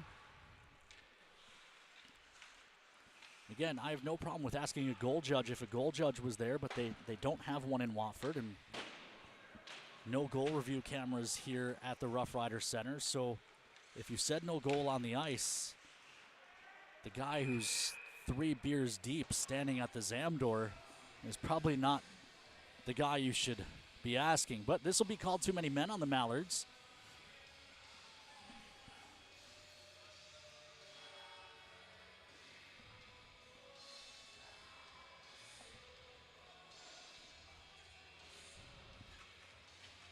Olivia, I don't know if you can hear me, but maybe try to catch the ref on his way off the ice and see if you can get an explanation on that. Yeah. Yeah, Ken, obviously I have Brad Porter over here, and he says if he sees maybe a goal, he's definitely telling the refs over here that it was a goal. DDD for the Toros on the power play. This is Vorobiev. Drops it down to the side of the net. Jockums tries to return it. Liv, maybe tell Brad to take his Toro coat off before he does that, though. This will be Solominski to Vorobiev. Final minute of play of the period, brought to you by our friends at Northern Plains Equipment. Shot save made. Rebound pinballs. Jockums pokes. It's still loose and eventually squirts free. Bovey chips it to the near side. Played with a high stick, and finally the whistle goes.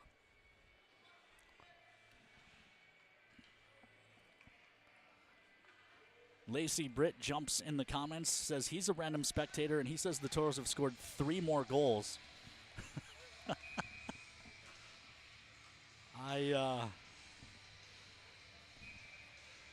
Lacey, I don't think we'll get to put those on the board.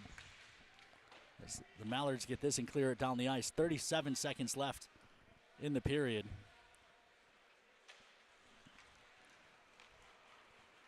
Charles Wilburn, who is also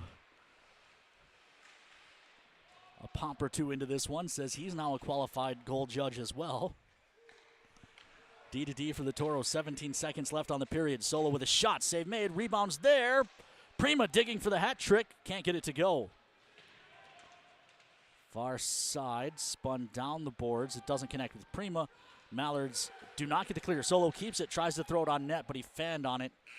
And the horn will sound to end the period. We will take a commercial break, come back with the Farmers Union intermission interview, as well as the Fort Worth Casino Lodge intermission report after these messages here on the Minotauros Network. Warthogs, Mallards tied at 2. Raise your BPMs. If the open road is an open invitation, then get up and go. Go turn some heads. Go turn a wrench. Go windows down. Go volume up. Go in. Go out. Go off. Napa has America's largest network of parts and care, here to keep you firing on all cylinders. We often think of frontiers as pages in a history book, a time gone by. But even in this modern world, there are new frontiers to conquer. Whether you're tending the land to grow a better tomorrow or growing a business for new opportunities, the work you do powers the world. Exploring the frontier means stepping forward, shaping the future for yourself and for those around you. First International Bank and Trust, helping you live first, one step at a time. Welcome back inside the Watford City Rough Riders Center. A compelling game of musical chairs being played at center ice, but we're going to send it down to the bench with Olivia Tosto, who has noted tough guy Ty James with her. Oh my gosh. Wow. Musical chairs is getting crazy, but I'm joined with Ty James. Ty, your first fight, walk me through all the emotions. Obviously, all the guys coming off the ice, so proud of you. The guys are reenacting I don't really that like fight. getting tossed around like that. I don't think anyone was, so I just asked him if he wanted to go in his first fight. So. No, obviously, always standing up for Cook as a D and, being your third year, emotions. Yeah, no one likes their goalie getting touched, so I just thought I'd back him up, and I was just tired of them crashing the net, so someone had to do something about it. Thoughts on the controversial goal? I couldn't see it from where I was standing over here, but I heard it didn't go in, so I wish we had goal judges, but I don't know if it went in or not. Biggest message going into the third, obviously, to pull off the win tonight. Just got to keep working hard, get the pucks in deep, and keep moving around fast, and they got no chance. All right, great job, Ty. Thanks. Back to you, Ken. Thank you. Meanwhile, the guys at center ice reenacting that fight while they're playing the musical chairs game. And, of course, right now, the guy in the gray sweater going around, that's the guy who called it a good goal. And he's not going to get the win. Maybe he is. I don't know what quantifies as sitting anyway. We'll send it out to break. When we come back, Olivia will take you through the intermission report here on the Minotauros Network. Hi, I'd like to add my new motorcycle to my insurance policy, please. Greetings. Is it a moped or unicycle? No, it's a motorcycle. Unicycling enhances core body strength. No, it's a motorcycle. It has 2 wheels, a seat, handlebars. Does it have rocket boosters? Can I speak to a live agent? Impossible. All agents have been neutralized.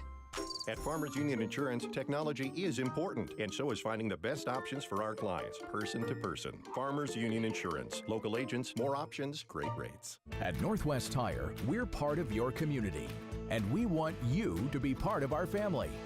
We're about more than tires. We're about superior customer service to keep your vehicles and equipment safely rolling down the road.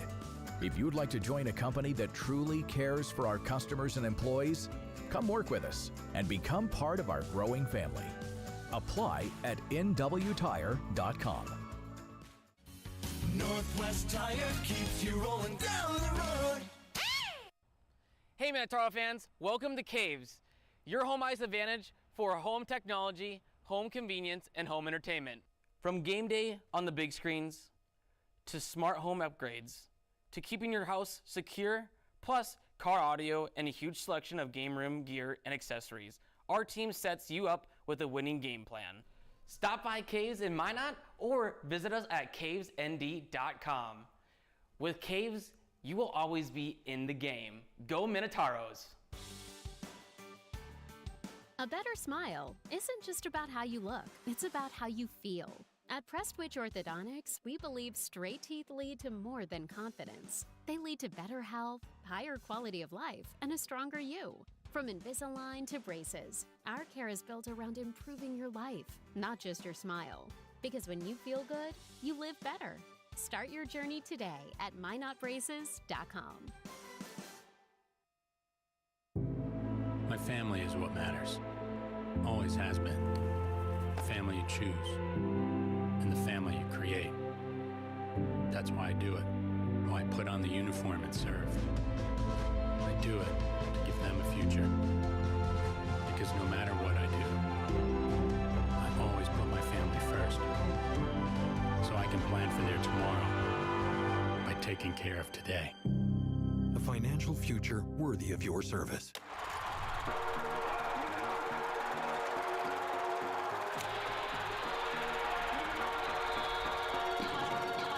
Being Bison alumni, both Hunter and I know what's important. Giving back to our community, supporting others, and always being someone you can depend on. Like First Western always says, you can bank on us. People you know, teammates you trust. First Western, you can bank on us.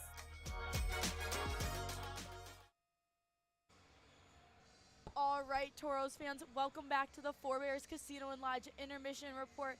To start, we're just going to run some quick highlights, so let's go right into those.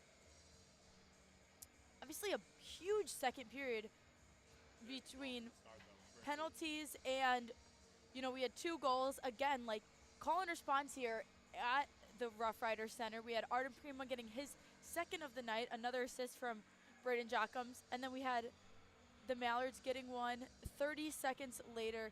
I think one of the biggest things to look at for these past 2 games is just how quick each team has been responding. Last night it was 26 seconds. Tonight it's, 30 seconds later. So there's Artem Prima's first goal, and then going into the second, we'll see his second goal. Took a little bit, just 3 minutes and 50 seconds left on the clock. We'll see that right here. Just an incredible goal. And then we will see a very, what I would say, extremely controversial goal. I don't know if it's right to ask the guy standing behind the net with a beer in hand what he thought. Also, just a random, guy. But like Ty said, obviously wish there was a goal judge, but also probably time should have been added back onto the clock. They added 13 seconds. Oh, they did add 13 seconds. I was just informed. But obviously we had some penalties. We had Ivan Sidorov getting boarding, Ty James getting the misconduct, Kat Preem getting another penalty, and then 2 from the Mallards. And we will be starting off the third period on the power play, so hoping to capitalize off of that. And let's just go ahead and take a look at the Ty James fight. To the corner instead. Here that is. What do we got? Like Ty said. Ty James is going to go with Spino. Ty and Spino up against the glass. Ty hammering away with the left hand. Spino now on his back. And Ty scores the takedown. You can hear everyone here getting excited. And as Gabriel Kenny said, definitely always gets the momentum going. Spino went crashing in. Obviously super exciting to see that. And Ty's first fight as a Toro 3 years in, but he said enough is enough. You have to stand up for your goalie and yourself. So we're going to send it out to a quick break, and when we get back, we'll get some out-of-town scores and USHL scores for you guys.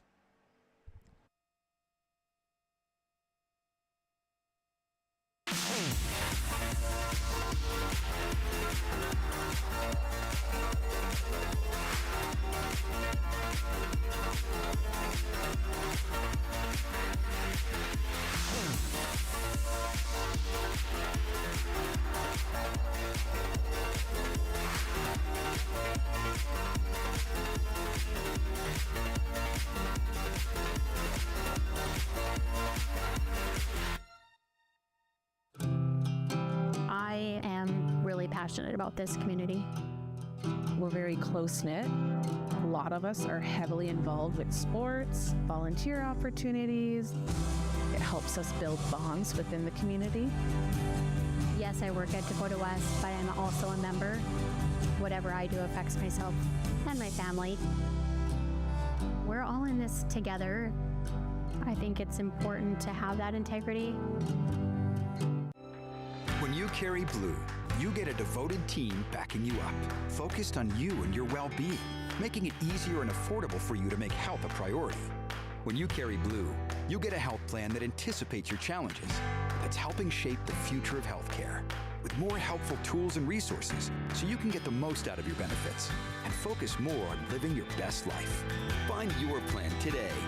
Blue Cross Blue Shield of North Dakota. Carry blue. Carry on. Hey Minotauros fans, welcome to Caves, your home ice advantage for home technology, home convenience, and home entertainment. From game day on the big screens, to smart home upgrades, to keeping your house secure, plus car audio and a huge selection of game room gear and accessories, our team sets you up with a winning game plan. Stop by Caves in Minot or visit us at cavesnd.com. With Caves, you will always be in the game. Go Minotauros. And we are back with the Four Bears Casino and Lodge intermission report to go ahead and just roll through some out-of-town scores for you guys. Obviously, we were seeing some games wrap up last time, but now we will have Corpus Christi and Odessa. Corpus is winning 3-0, and it looks like that is the final score. We have Maryland and Elmira. Maryland also looks like they're about to win that one 3-0. Kenai lost to Springfield Junior Blues. Springfield won 5-2. Watertown and North Iowa currently tied 3-3 with 8.5 minutes left to go in the third. So definitely one Ken, you'll have to give an update throughout, but we're wanting to keep our eye on Aberdeen and St. Cloud. St. Cloud is yet again ahead 3-1 with 12 minutes left to go in the third. again, an insane game or weekend from both of those teams. Weren't quite expecting that. Wisconsin and Wendigo in Janesville. Wendigo is currently winning 4-1 with 55 seconds left to go in the second.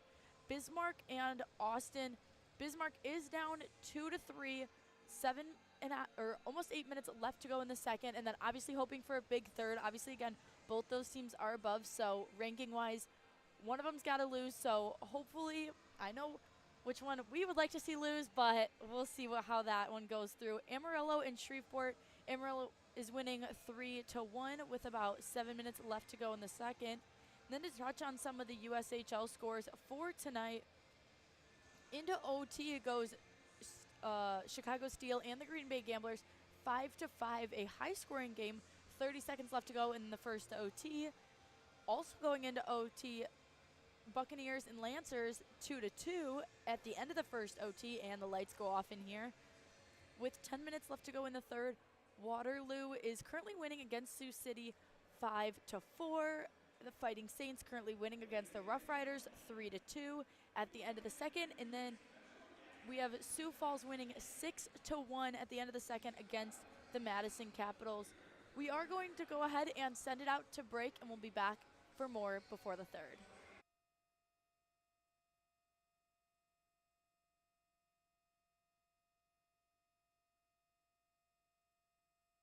Hi, I'd like to add my new motorcycle to my insurance policy, please. Greetings. Is it a moped or unicycle? No, it's a motorcycle. Unicycling enhances core body strength. No, it's a motorcycle. It has 2 wheels, a seat, handlebars. Does it have rocket boosters?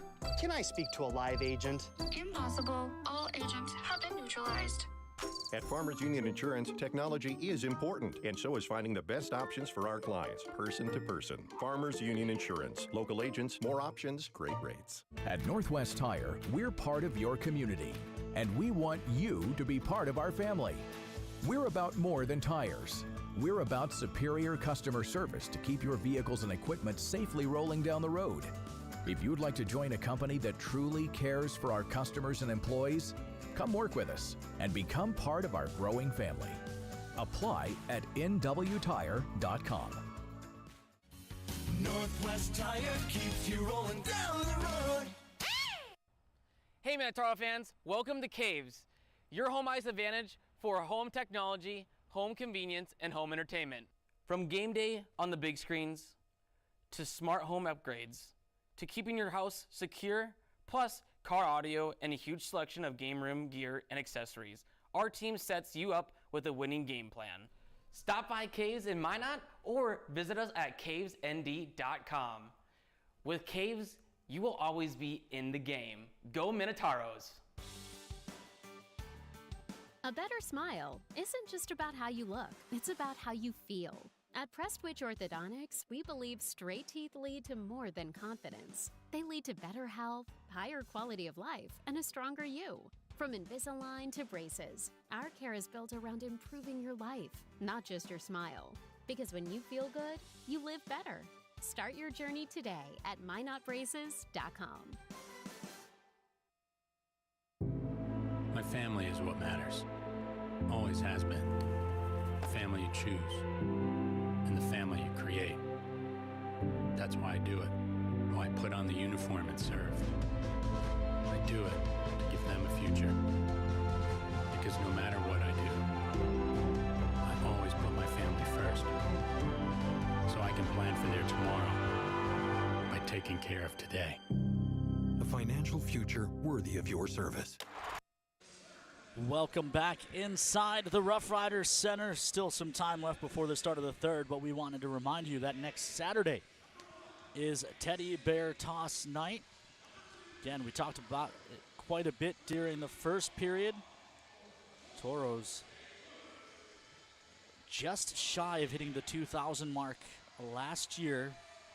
1,932 Bears. A goal that came 15 minutes and 23 seconds into the first period and a 4-1 win. Certainly not going to guarantee a win, but Teddy Bear Toss Night has been lucky for the Toros over the last 13 years.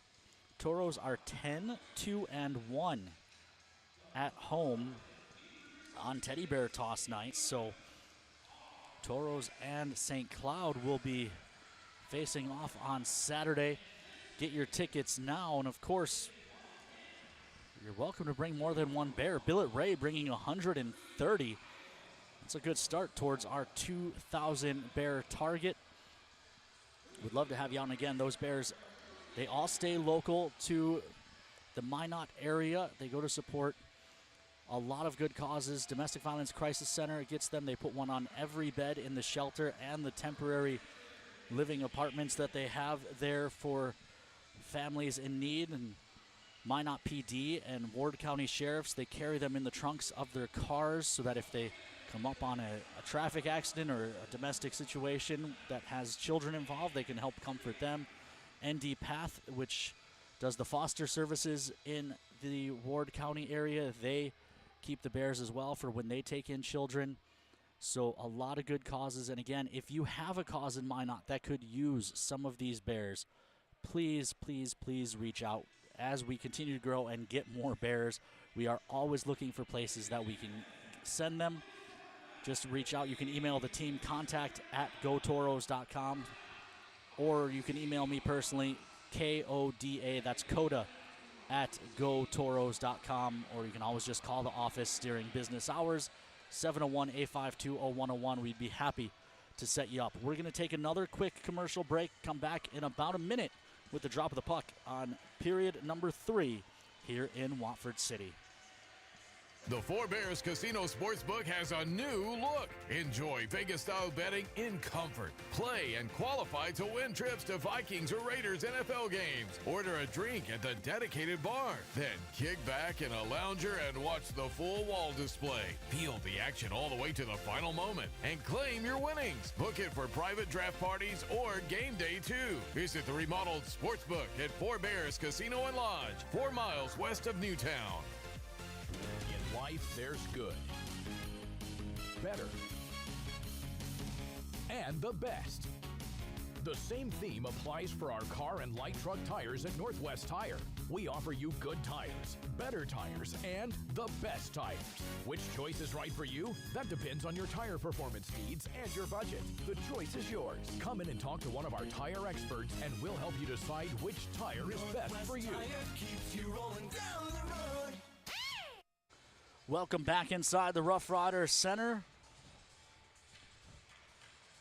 The Watford Warthogs, better known as your Minot Minotauros, taking on the Minnesota Mallards.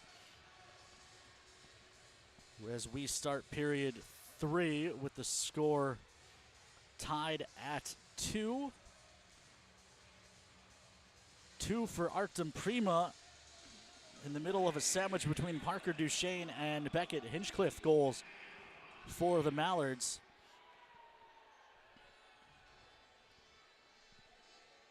The various fighters have returned to the boxes. Toros will start the period on the power play for... They don't have it up on the clock. Let's see. That penalty came with 1:19 left in the period, so the Toros would have 41 seconds of carry-over power play time.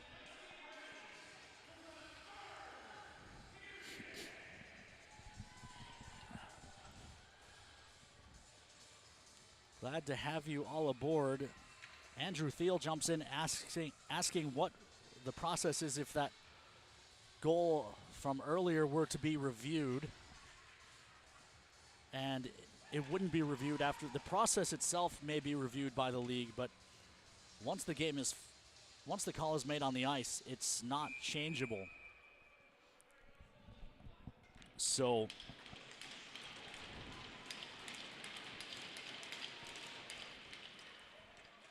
the goal will stand. Mallards win the draw. They dump it down. Cookie had his arm up for icing. Forgot the Toros started the period on the power play. And will be for 30 more seconds. This is Vorobyov, shot save made. I was going to say unless they score, but Vorobyov was stopped on a nice zone entry play by the Cardinal and Cream.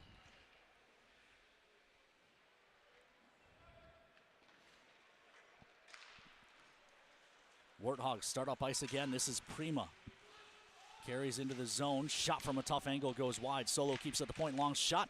Save made. Rebound out of the reach of Vorobioff. Mallards come full strength. Berg carries up ice. Berg holds. Hands off. And they work in the corner.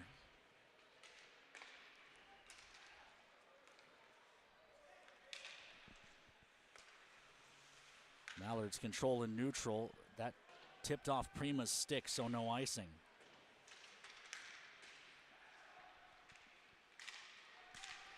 Long shot, save made, rebound hacked at it, pops up in the air.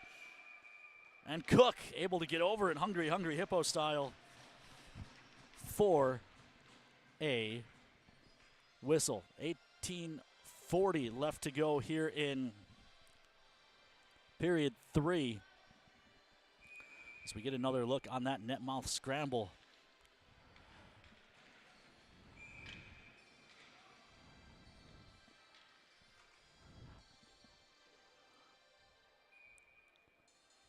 Cookie was able to find the biscuit and draw to his left.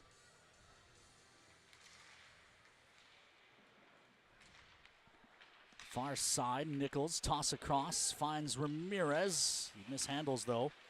Hinchcliffe stepped into by Habla. Ramirez trying to hand off. He does. Habla pass behind Nichols. Preem finds it. Hammers one that's right into the stomach of Hinchcliffe, who then goes the other way. Hinchcliffe with Preem on his back. Save made by Cook. Rebound to the corner where Preem scores a takedown. Another shot. That's blocked up off the glass by Nichols. Turnaround try, save made, and Cookie again with the cover. Ty James and Spino released from the box.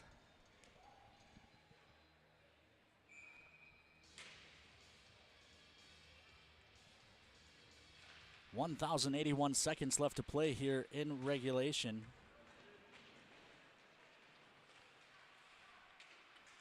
Mallards control. Pass was behind the target, and now Edwards looking to go 2-on-1 if he hurries. Edwards has Vickland with him instead. Edwards drag move, and he mishandled it. Morelli couldn't find the puck in support either. Near side, it gets by Edwards, dumped in. It'll ride the kick plate around to the far side. Awkward collision. Ty James involved in it. I imagine he'll play a good amount of this third period since he had to sit for 15 minutes. Christman flips it off the glass on the far side. Morelli moves it behind the net for Spadaro. Spadaro up ice for Edwards. He'll dump it cross corner. Sidorov up after it, but it's moved around to the near side, and Spino first. Pierman drops it back. It ended up on net, forcing his goaltender to make a save. Sidorov couldn't find the handle. Spino does. Up ice, a pass that gets through Kenny. Now Spino hacks it to the corner. Wrapped around to the far side. Up ice for Affanen. Affanen toss across to the near side for Connaught. Connaught and Christman. Connaught gets taken down. Christman to the box. Toros to the First Western Bank & Trust power play. 16:28 left to go here in regulation.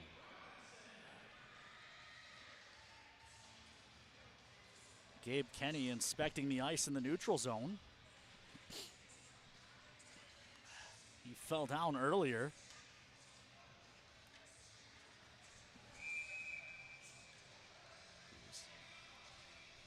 Searching for a culprit.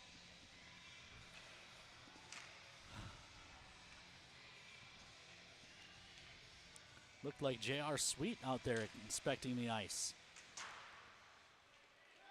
Meanwhile, this puck poked out to neutral. Toros are on the power play.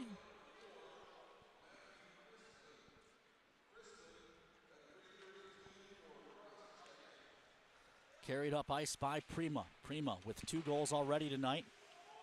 Rings it behind the net. Help comes from Jockums, thrown to the near point. No one there for the Toros, so Spadaro must retreat and retrieve. Spadaro speeds ahead. Now he drives the net. No, he'll turn to the corner. Spadaro tied up along the boards by Fanti. Jockums steps in and then gets tripped down. Meanwhile, Toros control. This is Prima. You wouldn't think they'd want to give him that much space, but Toros will set up the power play. 15:36 left in the third. Solominski for Prima. Prima gives to Robioff. Shot blocked, and then it hops over Prima's stick, and the race is on the other way. Westberg working on Solominski. Shot save made, and then the rebound paddled high in the air by Cook. Prima delays. Spins it across for Connaught. Drops it back for Ty James. Ty dumps it in. It'll be gloved and held by Kimbrell. Toros still on the power play for 37 more seconds, maybe? 30 seconds. Stick tap for Grace Sandy. Dan Ramirez on the draw against Bovey. 50-50 draw, squirts free. Vickland up top. Knott walks in, wires, it's blocked. And then jammed to the corner. Ramirez after it. Only to have Bovey take it away behind the net. His clear hits his own man in the back and allows Connaught to take over. Vickland back into the zone. Tries a shot that goes wide. Connaught on it. He'll ring it back to the far side. Mallards full strength. Edwards to the middle of the ice. Ramirez leaves off far side. Vickland shot. Save made through traffic. It was Connaught in front providing a screen. Meanwhile, Watala forced to turn at the Toro blue line. Finds help into the zone. On the far side is Smith connects. Looking backside, the pass was off the mark. Chrisman plays down the boards. Chrisman at the point, tries the far side. Shot blocked, it'll carry him behind the net. 13:45 to go here in regulation. Dane Ramirez looking to get the Toros going the other way. And he punches it the length of the ice. Adam Kimbrell was acquired from the Oklahoma Warriors on November 20th. Out to stop, he hands off, and it gets sent all the way down the ice to the Toro end on net, so Cook leaves off. This is Kenny. Kenny flips up ice. Affonen couldn't catch it, and it's whistled a hand pass anyway. So the draw will come back to the Toro zone. 13:20 separating us from overtime.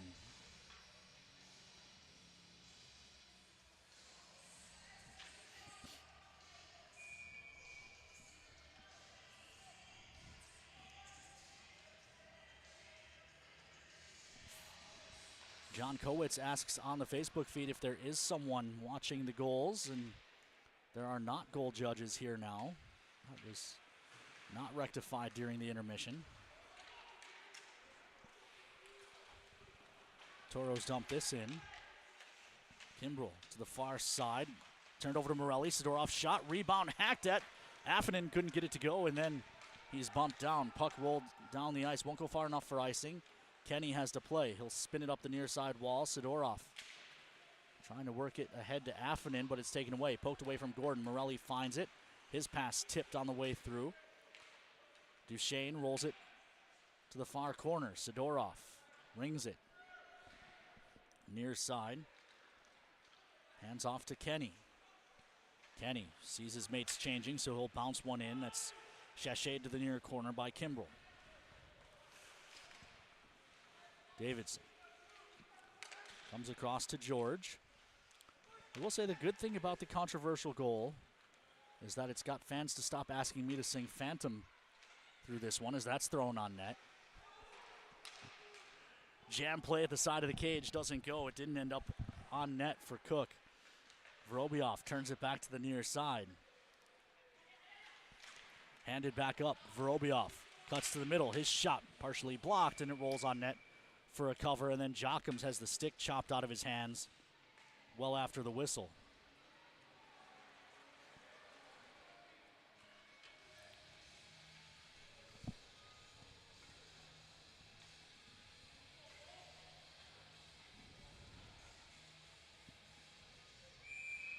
.712 seconds left here in regulation. Draw will be to the right of Adam Kimbrell. Habla on it, wins it forward, but he couldn't pull the trigger on his shot. Good job by Chrisman to step into him. Nichols took it away, though, put it out front for Ramirez, who shot it up and over the net. Nichols trying to chase this down on the near side. Bovey with a nice touch finds Vanderway, left off far side. Berg tries a shot. It's blocked by his own man and then carried in behind the net. It was Vanderway. Broken stick for Spadaro. So the Toros have 4.5 out there now. Ramirez chips out to neutral. Spadaro able to go to the bench for fresh lumber. Ramirez onto the attack. Ramirez hands off Habla. Return feed doesn't go. And Nichols was late to the back post. Kenny steps up, takes it away. Handed to Nichols, who threw it to the middle of the ice, only to be gloved down by Smith Connect. Played out to neutral. Ty James dumps it right back in. It's on net. Kimbrell had trouble with it. Habla bumped down. Played to the near side. It'll roll down the ice. Won't go far enough for icing. So Preem has to play. He feeds Affanen. Affanen to Ramirez. Dane chips. Affanen chases. He's got Sidorov with him. Puck up the far wall, though. Good stick by Knott, trying to free it up. Knott finds it, feeds Affanen, who's bumped down, and the Toros will go back to the power play. Affanen taken down before he could play that puck. It's an interference call on Justin Watson, but it's probably a smart play by Watson. You risk taking that penalty.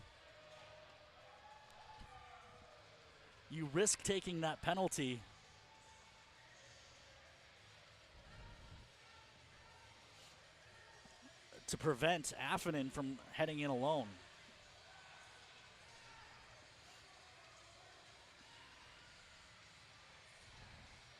Here's a scoring chance from earlier in the sequence when Nichols just couldn't get to that puck on the backside.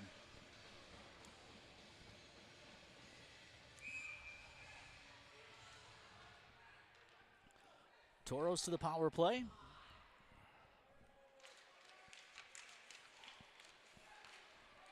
This is Spadaro. Meanwhile, Jochums is down on the ice holding his face. Toros want another call. There's none coming. Meanwhile, Solominski leaves off far side for Prima. Jochums battling in front. Prima cuts the middle and then lost the handle, and Bovey will send it down the ice.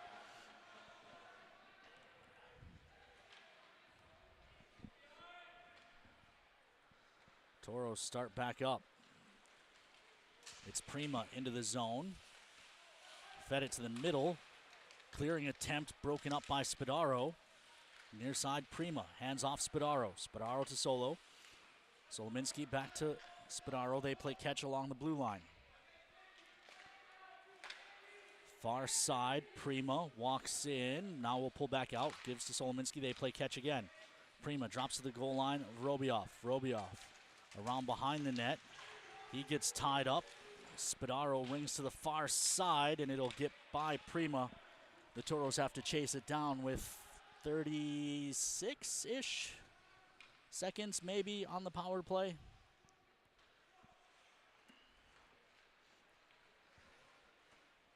Meanwhile, Solominski carries into the zone, then hands off. Edwards on the far wall. Edwards had it taken away and cleared out to neutral, but Sidorov was there. Sidorov forced back. Edwards' stick is broken and laying in neutral ice. He gets a fresh one from the bench. Toros equipment man Mark Belknap, Johnny on the spot. This is Sidorov.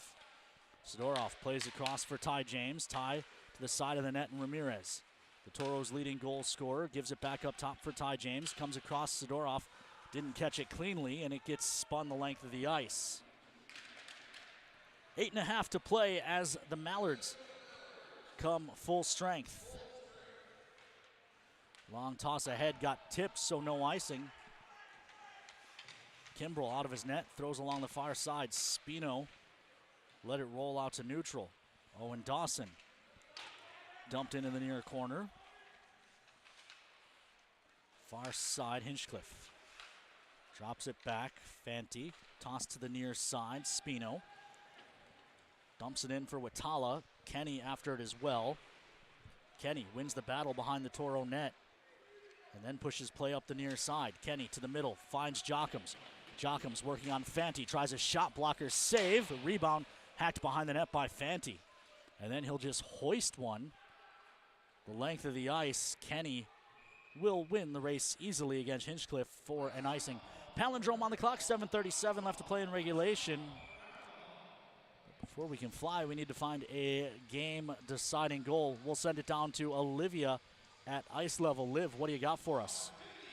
Yeah, Ken, I got a chance to talk to Mike Meredith between both periods, and he said, just the number one thing is just sticking to the game. I asked him about that controversial goal, and he said, you have to be able to put that aside and get back out there and play these last 20 minutes, and just getting more pucks to the net is that biggest goal. And, obviously it's becoming a very physical game, so hoping that we can pull ahead in the last 7.5 minutes. Back to you, Ken.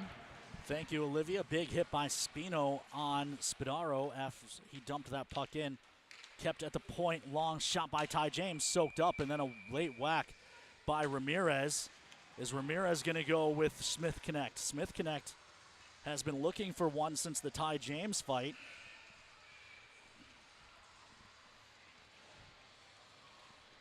We've got our media timeout. We'll keep it here.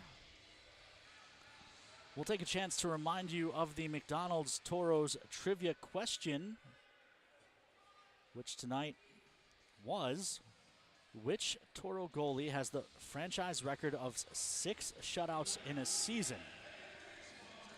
Was it Tyler Parks in 2011-2012, Ate Tolvanen in 2014-15, Nick Grabko in 2018-19, or Keenan Rancier in 2020-21?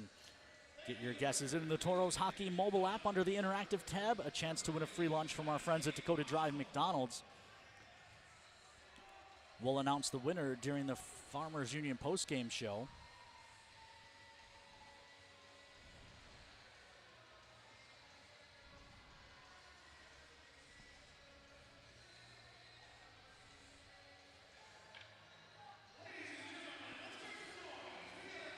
Draw in the offensive zone for the Warthogs.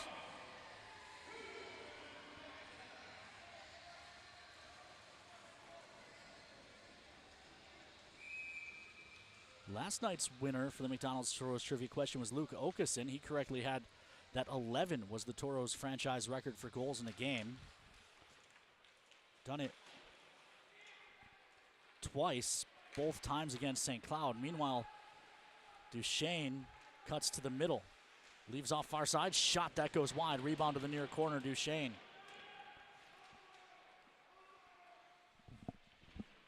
.6:59 left, loose twig on the ice. Who does it belong to? It is Ty James' stick. Meanwhile, Ramirez trying to drag through, it's broken up. James, having reacquired the carbon fiber, playing defense against Duchesne. Left to the far side, George looking to the middle, broken up nicely by Dane Ramirez coming back. And meanwhile, Devin Nichols and Brian Cook were both laying in the blue paint, and the Toros net was dislodged. Dane got bumped down and then went sliding into Cook, who went into the post. Toros won't be allowed to change. Those are treated like icings.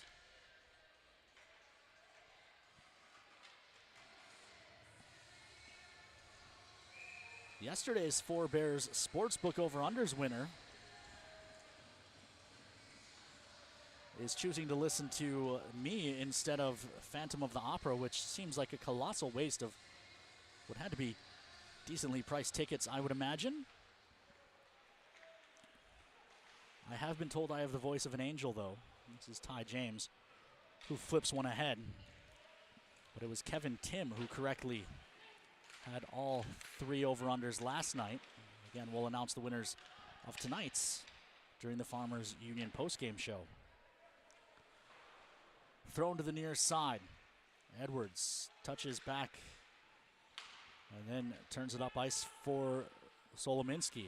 Looked like Vicklin may have been a step offside, but the Toros play on. Shot went wide. Edwards couldn't find the rebound. Schwartz does well to keep it in the zone. Morelli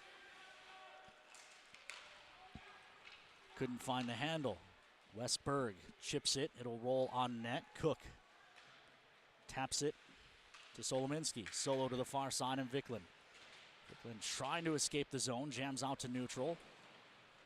Puck pinballs and eventually rolls behind the Toro net. Schwartz tries to leave it, but it's taken away. Thrown out front, one-timer, it's in. Ethan Rosenoff on a turnover behind the Toro net. 1x1 passed.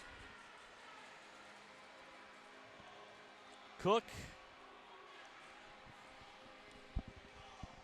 And the Toros, or Warthogs I should say, are 5 minutes and 28 seconds away from dropping their first game ever to the Mallards franchise.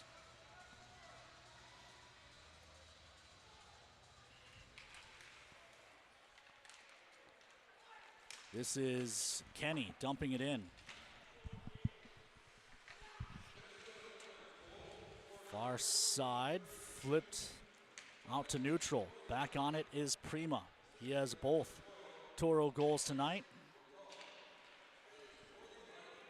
This one thrown up ice. After it is Jockums. It pops up high in the air. Jockums tries to glove down to the stick, and it's whistled a hand pass as Vorobiev plays it.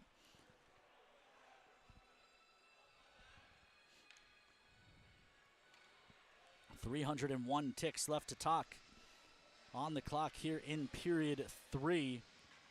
Warthogs trail 3-2.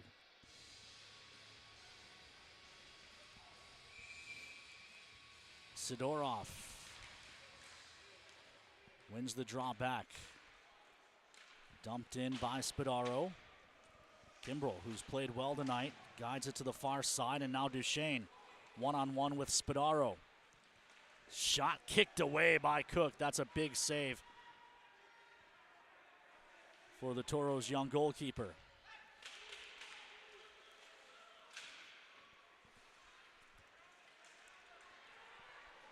Turned over again, backdoor play, and it's 4-2. Cook couldn't get across in time. And now the hole is really steep for the Toros, who are out shooting the Mallards 34-27, but now trail 4-2.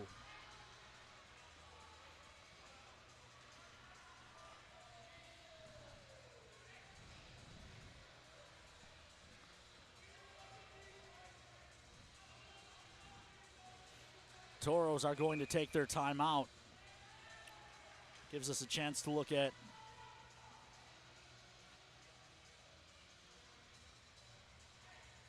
either of the goals or both of the goals perhaps. Yeah, let's take another look at the last 2 goals that right now are the difference in this one. 4:29 to play.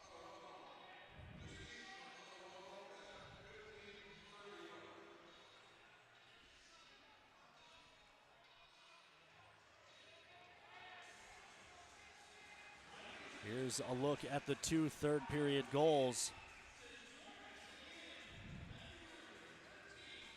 The first ends up behind the net, turned over, and then Rosenoff just goes to the front and one-times it off a nice feed from behind the cage. And then moments ago,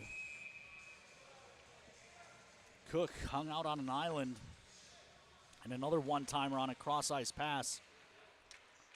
The Toros make that Warthogs trail 4-2. Rosenoff from Vitala and Duchesne from Adono.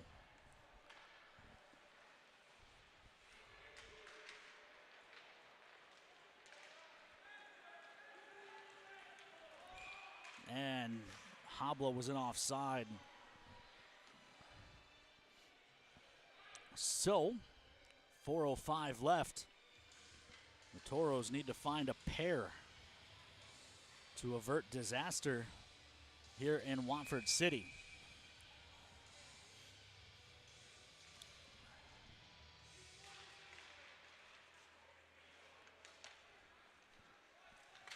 Near side, Glass and out for the Mallards. Watala picks it up. Solominski pokes it away from him. Swars ahead. Vorobioff into the zone. Ramirez trying to settle it down. Habla there as well. Ramirez turnaround shot. They dig at the side of the net. It ends up in the corner. Vorobioff finds it. Plays back to the near point.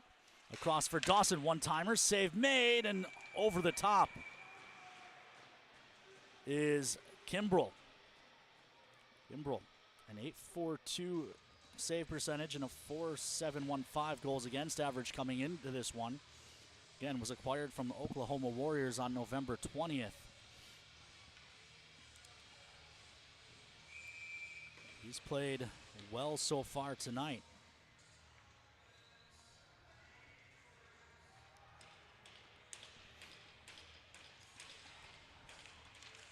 Jockums wins the draw back. Prima across. Dawson throws it on net. Blocker save up and over. Jockums just got buried in the front of the net. Cross-checked to the face. He's yelling at the official as he comes to his feet. Meanwhile, far side. Jockums. Vorobioff spins it out front. Prima pinches in, but couldn't gather, and now the Mallards go the other way. It's De Laurentiis rolling it deep. Dawson's back on it. Leaves for Ty James. 3:05 left, and I'll be shocked if Ty James doesn't play at least 2 of those minutes. Meanwhile, Prima in. Backhand try, save made. Follow-up try, Ty James. Shot blocked by traffic. Jockums spins it behind the net. There's no one there for the Toros. Chrisman throws the near side. Vorobioff can't hold the zone, and that's taken out to neutral. Fed to Prima. Prima loses the handle as he gains the line. Dono carries into the zone. Ty James takes it away, leaves it up the near side. Prima just hoists it out to neutral. George sends it up ice. Ty James gives to Habla. Habla to the near side and Nichols. Nichols into the zone, but it's taken away. Solominski finds it, has to wait for Habla to get out of the zone. He's being held. Finally, he's able to get out, and the Toros can get in the line, but Solominski has the puck taken away. Dane Ramirez down the wall for Habla. Habla spins it to the middle, but no one there for the Toros. Solominski pinched down, but the puck got by him out to neutral. Swars pokes at it. Nichols to the near side. Ramirez drops it back. Toros have pulled the goaltender. 1:50 left to go. 6 attackers on. This is Habla. Hands up for Solominski. Solo has to elude the linesman. Puts it in front anyway. Sidorov digging at the side of the net. It's up on the apron. Whistle goes. Solominski was trying to drive the net, and he ran into the linesman. 95 seconds left in this one. Toros trail by 2.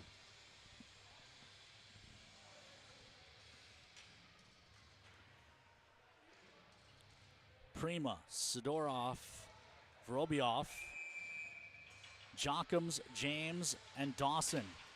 The 6-pack that Tyler Ebner pulls from the fridge to try and get the Toros back in this one.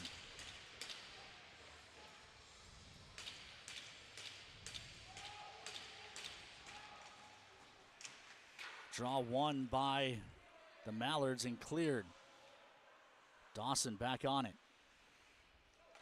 Spins across for Ty James. Ty chips, looks to chase it himself. He and Fanti come together. Ty James from behind the net tries to hand to Vorobioff. It was off the mark. Vorobioff finds it, guides it back to the point. Toros set it up. Long shot blocked in front by traffic. It was Fanti. Prima keeps this on the far side. Stutter step move. Tries to cut to the middle. Gets hauled down. And the puck pushed out to neutral. Final minute of play brought to you by our friends at Northern Plains Equipment. Dawson into the zone. Fanti steps into him and breaks his stick. Puck thrown to the near side. Kept at the point. Vorobioff across for Solominski. Solo throws it towards the front, but it goes wide. Rebound near side, Schwarz. Schwarz Throws it up over the cage. Far corner. Solominski can't settle it down. Kept at the blue line by Prima. Dumped down low. Sidorov. Tied up in the corner. 23 seconds. Toros need to find 2. They've got to get the puck out of this scrum. Sidorov trying to get to the front. Leaves for Jocums. Jocums puts it there. Vorobiev couldn't tap it home. Vorobiev finds the puck, but he's tied up in the corner now. Tackled. He'll fall on the puck, and that'll do it. There's less than 10 seconds as this puck comes to the front of the net. And the horn will sound to end it. Toros, or Warthogs, I should say, for the first time in franchise history, have fallen to the Minnesota Mallards. We will take a commercial break. When we come back, Farmers Union post-game show after these messages on the Minotauros Network. Since 2003, the architects and engineers at Ackerman Estvold have been enhancing everyday life. From response times to commute times, we've helped create critical infrastructure, enhancing highway safety, flood protection, and public education. And we're no stranger to enhancing fun, family outings, and even game time. Ackerman Estvold, working to enhance your everyday life. Lucky for us, life is full of choices, big and small.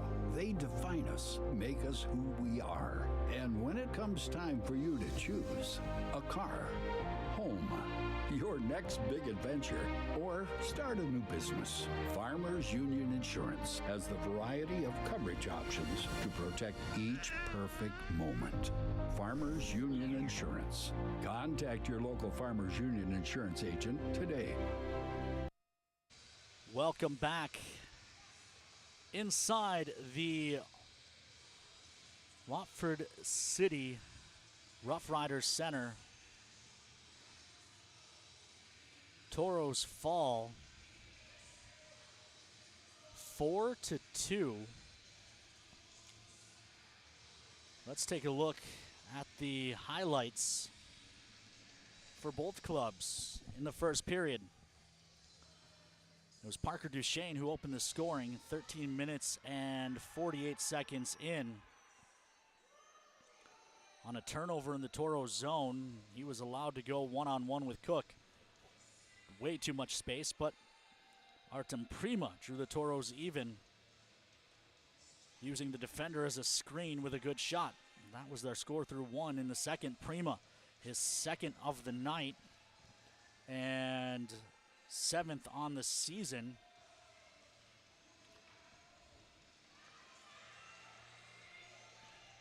Gave the Toros a 2-1 lead, but Beckett Hinchcliffe evened it up later. A controversial goal. I still believe this puck went in on a tip, but it wasn't called a goal on the ice. And there's no replay here, so we seemed like they talked to some fans standing on the glass, and that was how they made the decision. Still, it was 2-2 entering the third.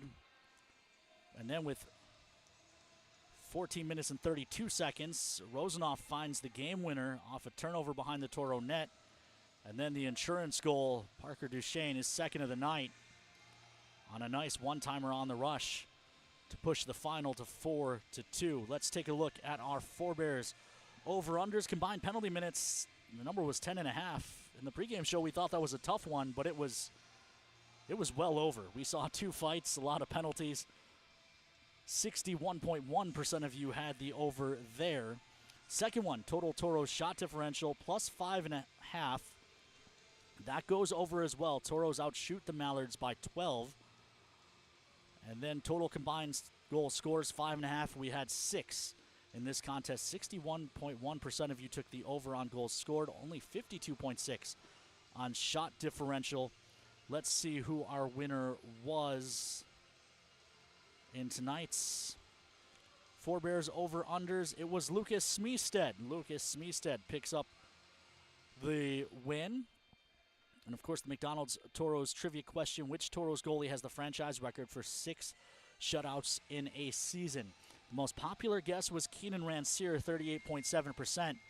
That was incorrect. The correct answer was the second most popular guess, Atte Tolvanen, 32.3% in the 2014-15 season. The winner of the free lunch from our friends at Dakota Drive McDonald's was also a clean sweep. Lucas Smeestead gets both tonight. So, congrats to Lucky Lucas as he gets both the McDonald's Toros trivia question and the Four Bears Sportsbook over-under prizes tonight. But that'll do it from us here at the Rough Riders Center. Games 1 and 2 of the Watford Series, an even split. The Warthogs win on Friday, the Mallards on Saturday.